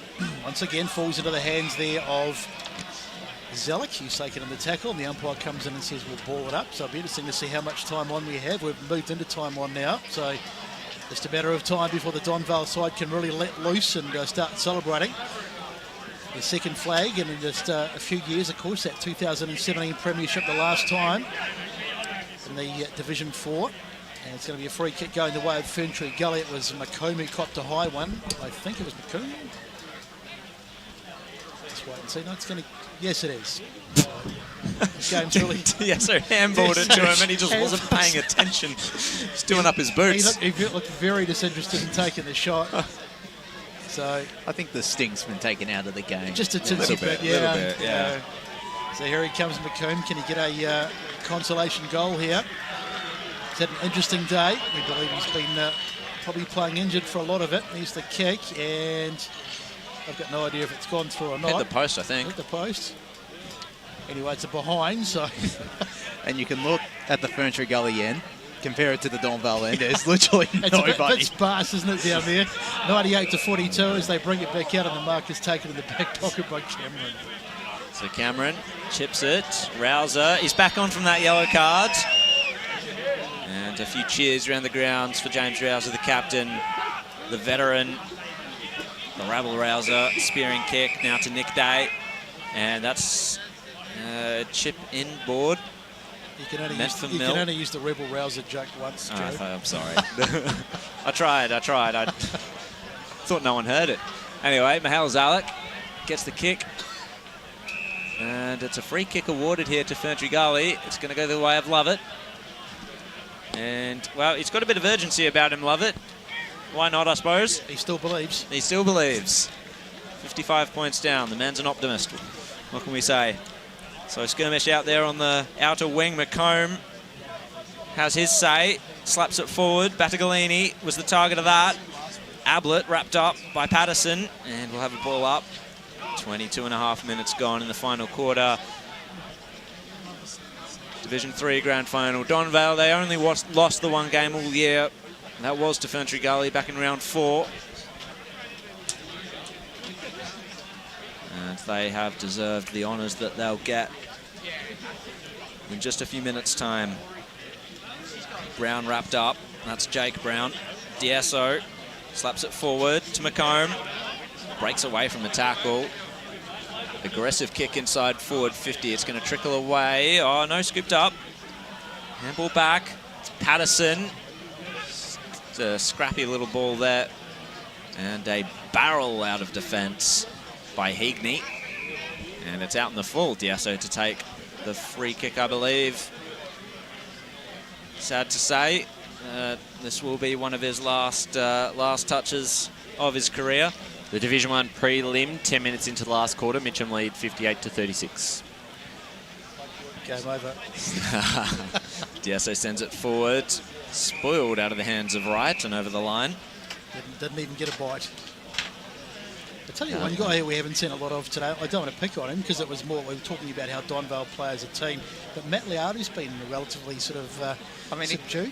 He's come back into the lineup this week, maybe from an injury, but he has been a little bit quiet, which is still promising because he's a key player for them. He won't care. I mean, he's going to be a premiership player twice, but yeah, he hasn't sort of stood out really at all. It's interesting, the old guard of Donvale have kind of moved on a little bit. There are a few names in the reserves game that I recognised from matches past. Scott Heverin, Brandon Kapakalakis, David Holland, Braden Bowden, Chris Rinquist, all of them were players that I thought were mainstays for Donvale, but they've been superseded by a lot of the players out here on the ground. Giles is one of them, takes a couple of bounces. He's going to run to 50, chip it inside forward 50, over the top. Oh, Young, that was ambitious, but it's fallen out of the back, and Matt Day kicks it. Celebrates with the Donvale crowd. Hugs all around. Donvale cracked the ton once again. I think it's the 12th time for the season. Donvale have kicked over 100. Fitting that they have done it again in the grand final. They're at 16-8, 104 to Ferntree Gully, 6-7, 43. 25 minutes gone here at Jubilee Park. And the celebrations are well underway. Eighth time out of their last 10 games that Donvale have passed 100 points. So just shows you how dominant they've been. Just in the lead up to that play, I don't know who it was, but Ferntree Gully play came over the top. That would have been the mark of the century if he'd taken it. So back in the middle, how much longer to go? It doesn't really matter from the Donvale point of view because their celebrations have started already. 25 minutes played in this last team. It's 104 to 43. So Donvale will be the first senior to premier division. I'll try again. Senior division premier for 2023. But we've got four more great grand finals to come, including the fourth division tomorrow as Diasso gets another tap out into the hands of McAleese, who went without it. Diasso goes back and says, I'll get it again. Floats one out wide, finds a target in Sewett. Sewett goes down the line, trying to hit a target in Patterson, who can't really get his hands on it. It's good work by McAleese going in there, but it's fallen in for Zelic. Zelic puts it on the boot. Funny little kick forward, but it's going to be taken over there by Lovett. Spilled forward again. It's got really untidy, as you'd expect, just in the final stages of this game. Oh, nice little work by Jordovic. He dodged the play. Now he goes inside 50 and he heads the captain. Lace out. And this will be appropriate. So Rouser it is. He's going to go back. So the siren is imminent. And James Rouser, what a star he's been for this side. Captain Courageous, he's going to be holding the cup up in about, probably, 10, 15 minutes or so. And he's going to have a shot at goal. How many has he kicked today? I better have a look. He's kicked 2, so this will be his 3rd if he gets it. As the singing starts, here's the kick by Rouser. Does he like it? No, he doesn't. It's missed. Missed everything. That is a huge letdown. Can't take away from the game he's had. No, he's been colossal, Fantastic. so he won't really care too much, but no. Nonetheless, so it goes, the score remains 104 to 43, and Ferntree Gully to bring the ball back in.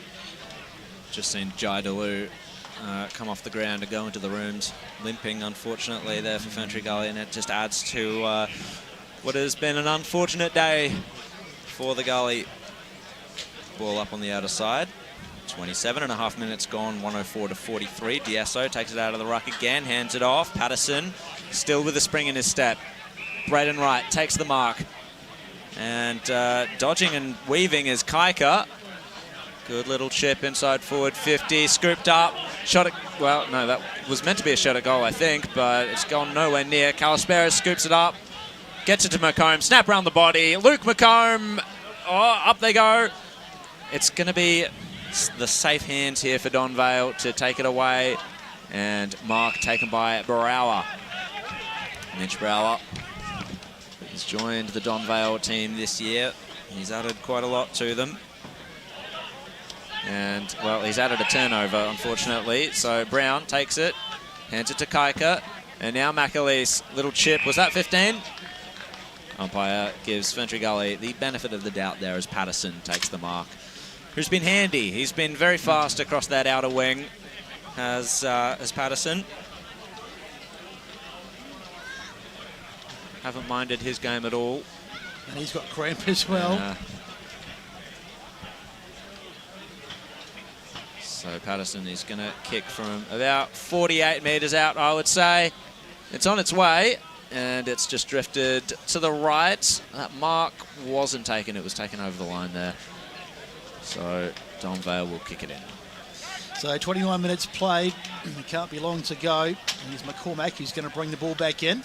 There's the kick out wide. Can he hit a target? Goes out towards the skipper. He's got his hands on it. Bangs it down the line. Job well done. There's Liardi. Finally gets his hands on one. He says he's been a little bit quiet today, but he won't care as he goes inside 50. That's brilliant transition. They've gone from one end to the other in the blink of an eye, but they have turned it over. And Ferntree Gully be able to bring it out. Here's a little short kick. Dangerous one to the top of the arc, and that's it. There's the siren. And Donvale, who were bridesmaids last year, they lost by 2 points, have gone one better in 2023. They are premiers, 104 to 44. We are the good old green, black and white. We're the team that sticks to thick and win.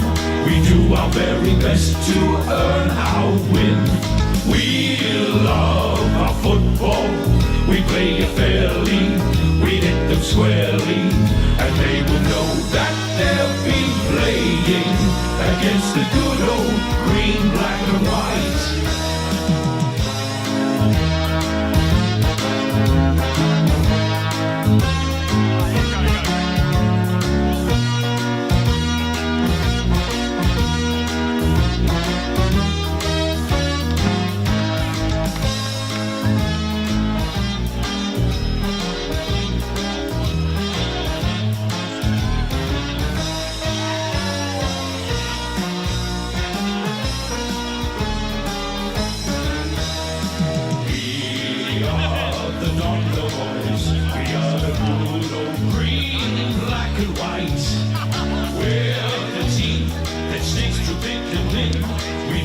Very best to earn our win. We love our football. We play it fairly. We hit them squarely. And they will know that they'll be playing against the good old green, black and white.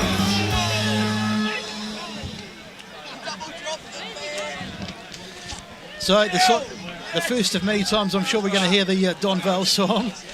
As we're just waiting for our boundary riders to get in amongst it down there. There'll be some Donvale players, I'm sure, who'll be keen for a chat.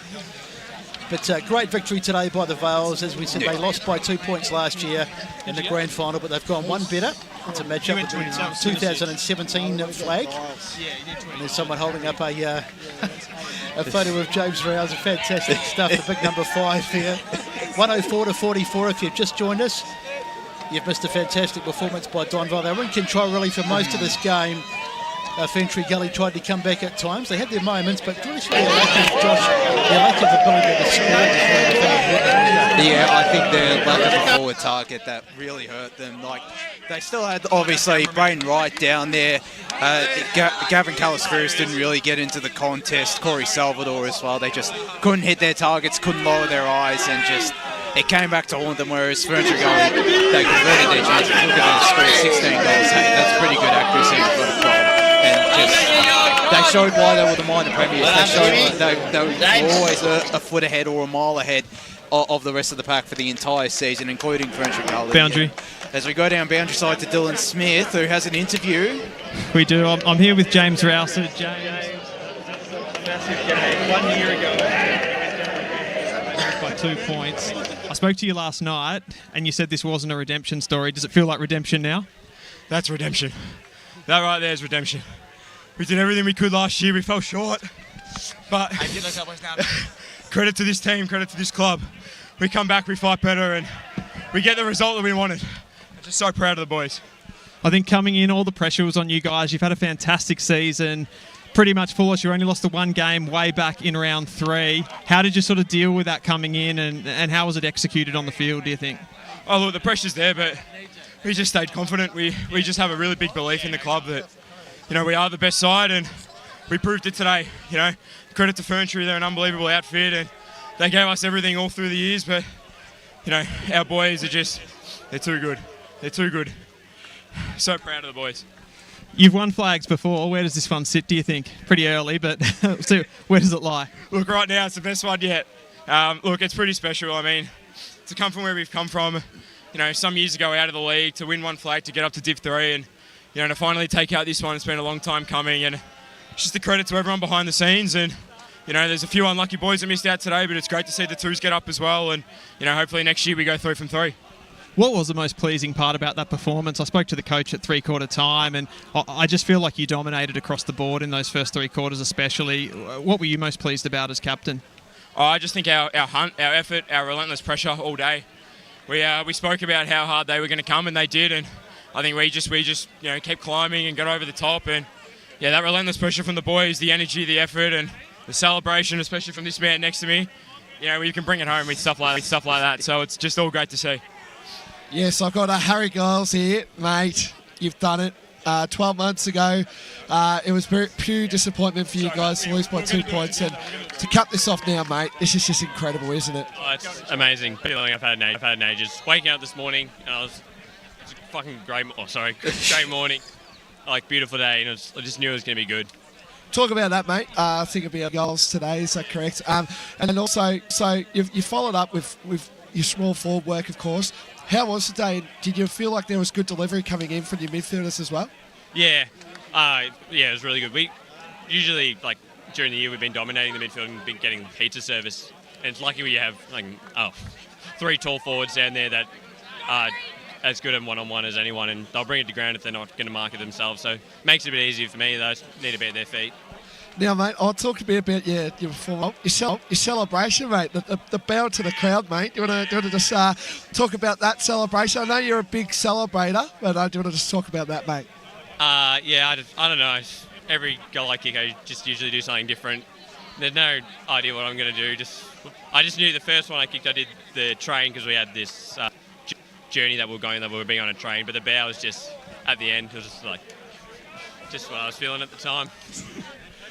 So, to cap it off, mate, you've had an incredible year. The whole club, to see the senior side and the reserve side now win flags. It's going to be a party for sure down at Donvale. Is that an invite for everyone, all Donvale people? Yeah, it's going to be rocking tonight. 2 flags. Unfortunately, 19 didn't get there, but tonight's going to be one of the biggest nights Donvale's had in a while. It's going to be great. And just a quick one as well, listening to James Rouse and what he had to say during the week. The club, 8 or 9 years ago, it folded as well. And to see his message to come out and say, we want Donvale to be where we were in Division 2 before you had to fold, of course. Talk about that, mate, because that man really just loves this club, and I'm pretty sure you love the club. And, of course, you got Kevin Collins, who's been here for years. You must be pretty proud, mate. Yeah, I've been here my whole life. I remember growing up and watching when we were in the high divisions, and it was just unbelievable, I think. Well, mate, you've done it. Congratulations, and enjoy the celebrations. Thank you. Thanks, Blakey. So that's Harrison Giles, one of the stars of the sides. Joined by Wayne Brayshaw, who's popped into the hello, Brett. Special comments. Cheers, Brayshaw. What did you make of it? Great performance by the Vales, wasn't it? Yeah, it almost felt like it was inevitable in the second half, gents. It was just a matter of time when Donvale were just going to flick the switch. However, I'll give Ferntree Gully their due. They never chucked the towel in, but they just lacked a key forward, and they just couldn't hit a target in their forward 50 for most of the afternoon. And if you look at the way that Donvale back 6 played, they were lining up in the end. Yeah, well, we were looking for the likes of Salvador and Calispiris and these players, but they just couldn't get their hands on the ball. No, they couldn't get their hand. I thought Daniel Giuliso, he was outstanding for Ferntree Gully. He tried. I've never seen a guy try his heart out to try and keep his side in a contest. And well, he probably got the better of. I rate Zach Haig, but I'd say he probably got the better of that battle. When he went into the ruck, Haig became inefficient and they started winning some centre clearances, but they just didn't have a key forward to take advantage of it. No, they didn't. That's something they may look at this coming season, just getting a key forward in. And some of the younger guys look like they need to spend a little bit of time in the gym in the off-season because they did certainly look a bit out-muscled. They were cramping up in that third quarter where the Ferntree Gully players. So it was. And put it this way, I think Deleu tried hard. I think he looked like that knee of his buckled. Yeah. Just quickly, we've got a final score from Bayswater Oval. Waverley are through to their second grand final, 13-7-85 to Vermont 13-6-84. So a 1 point victory. A 1 point victory there for the Eagles. Welcome to the Eastland Division 3 Seniors Grand Final presentations. A great contest today from the two best sides in Division 3. Congratulations to the Donvale Football Club, premiers this year. Commiserations to the Ferntree Gully Football Netball Club. A fantastic season. Wasn't a result today for you, but a lot to look forward to next year. I would now like to welcome up Tim Finnemore from the EFNL board to present the Frank Bibby Division 3 Best on Ground Grand Final Award. The 2023 Frank Bibby Best on Ground medal goes to number 5, the captain, James Rouser. He set the tone in the.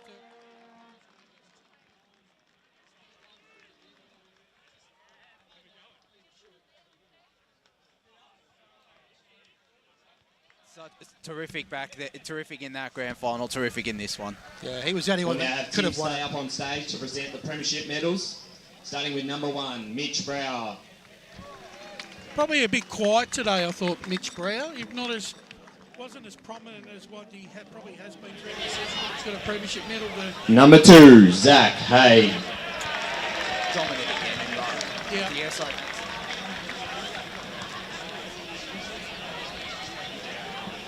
Number 3, Matt Liardi.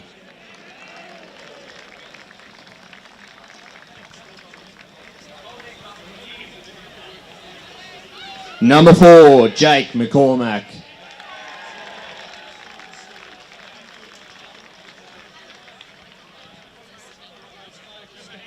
Number 7, Nick Day.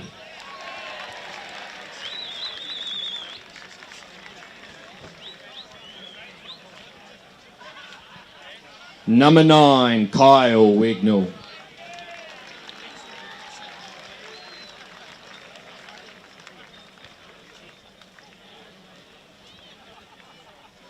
Number 11, Mihaela Zalik.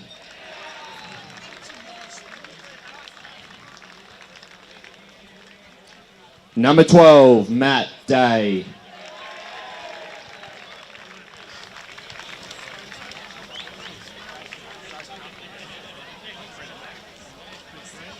Number 14, Nick Murphy.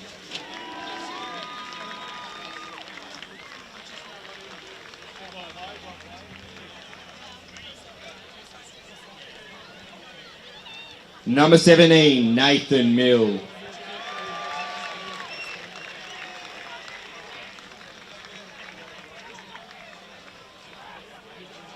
Number 19, Adam Cameron.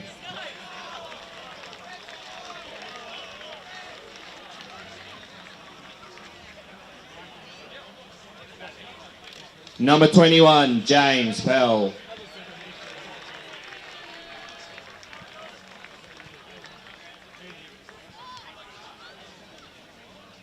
Number 22, Ethan Duncan.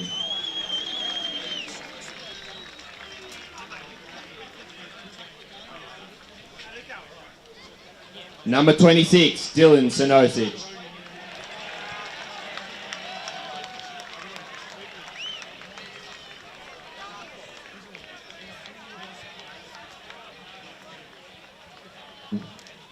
Harrison Giles.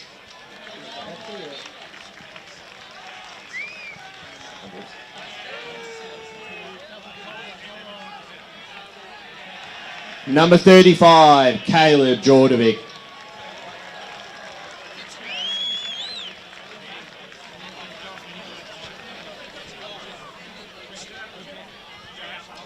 Number 40, Tom Goldsmith.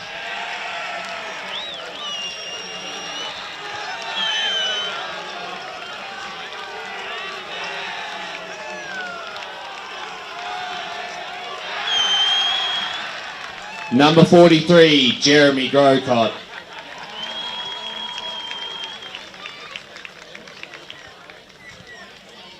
Number 45, Kyle Heagney.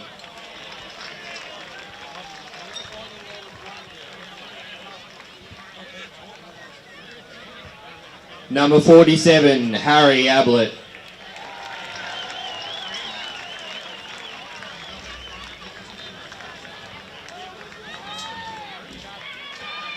And number 50, Max Auden.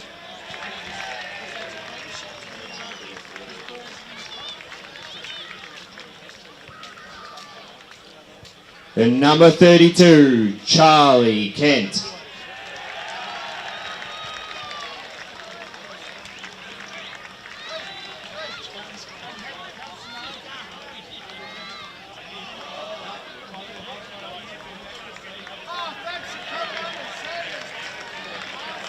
The runner, Connor Lucas.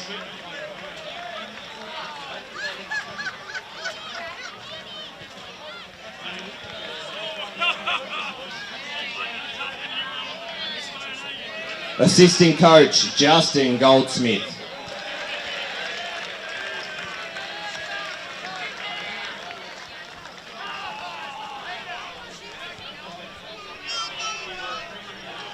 Assistant coach, Jack Hamilton.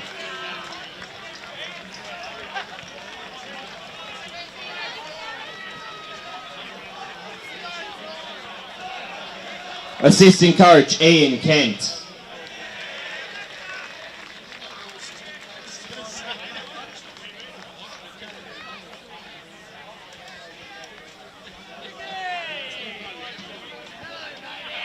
The skipper and the best on ground medalist, James Rouser.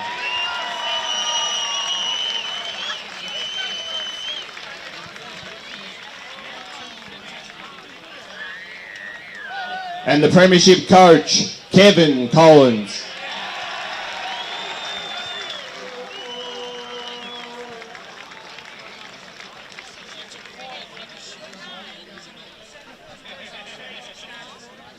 We'll let the captain and the coach say a few words. Thank you. Just thank you to the Ferntree Gully Football Club. You've been fantastic this year. We've played you on 4 or 5 occasions and you've really come up for the challenge. And so we really appreciate it. We have a lot of respect for you. It's always played in good spirit, so thank you very much. And I hope that you enjoy next year. Thank you. To the Donvale Football Club, I really appreciate the work that they've done. Probably one of the highlights of today, and you can see I take extensive notes, is that Justin Goldsmith's boys, Tommy, Jake McCormack, Dad Billy, Harry Giles, John Giles President, Caleb Jordovic, Mark Jordovic's son, and Max Otten, Theo Otten, are all players whose dads played in a winning premiership as well. So well done. So that's a great, it's just a really good thing. And I've never heard that at a club, so it's just testimony of that to how good the place is. To the committee, John, and all your committee people, all the hard-working people, thank you for so much, people. Yeah, and I better wind it up because Zach Haig's given me the wind-up. But have a great day, and the supporters, welcome back, and we'll see you back at Donvale. Thank you very much. Yeah, I'll go pretty quick. Firstly, Ferntree, you guys have been unreal all year. To Luke and Kikes and all you boys, you know, to play anyone 5 is always tough, and you guys gave us a run every single time. So we're really proud of your season, and you know, we look forward to getting you again. Hopefully next year it's 4 times. So you know, well done, boys, and enjoy your night. Boys, we did it. It's a massive testament to everyone here. You know, I think we've said it all week. We're the lucky 22 representing everyone. So, yeah, thank you to everyone, the committee, everyone, and Colo, and let's enjoy it, boys. Well done.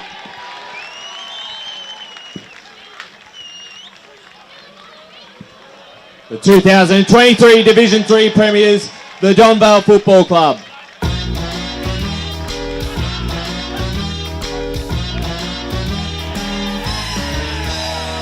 We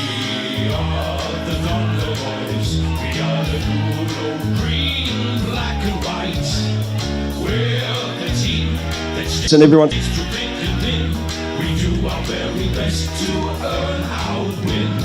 We love our football. We play it fairly. We hit them squarely.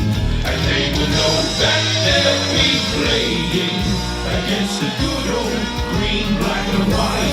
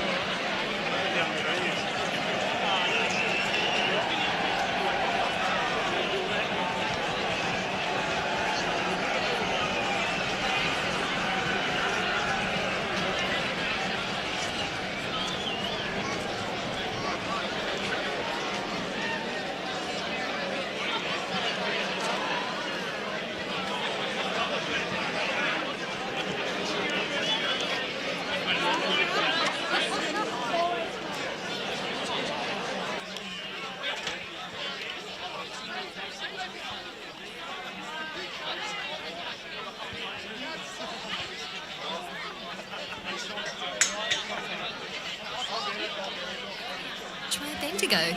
Search bendigobank.com.au or search Bendigo Bank near me. The first time I met the team at Tobin Brothers Funerals, I felt like I'd known them for years. They're so caring, honest and passionate. James McLeod, Managing Director of Tobin Brothers Funerals, sums it up best when he says, "Every day our people get out of bed to assist client families in their absolute time of need.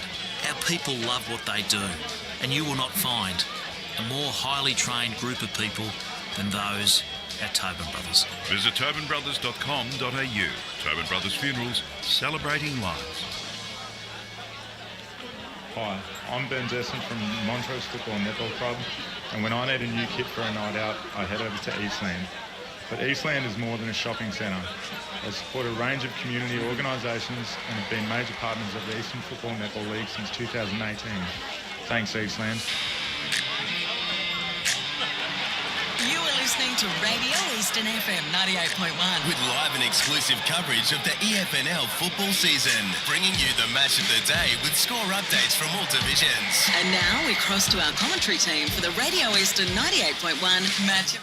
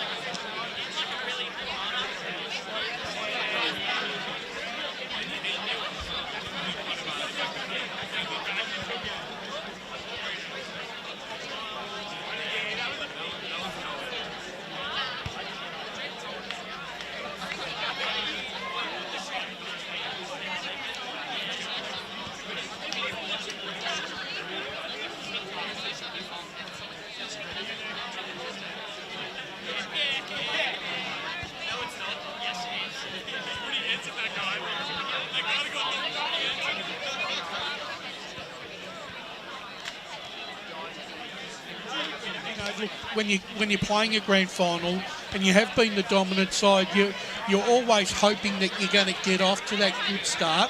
And the thing is, it did take them a while to find their mojo a bit, Donvale, but as the game progressed and the way the game sort of played out, they did get the game on their terms for most of the game. They still got out to a pretty sort of a 20-point odd lead and quite early. And we talked about how Ferntree Gully had to start well, and they got jumped a bit at the start. But they even made mistakes, Donvale. Like they probably their delivery into their forward 50 wasn't as good as what it has been. So, look, all things being equal, they've won. They've been the best side. They kick another 100 points. They've won by 60 points.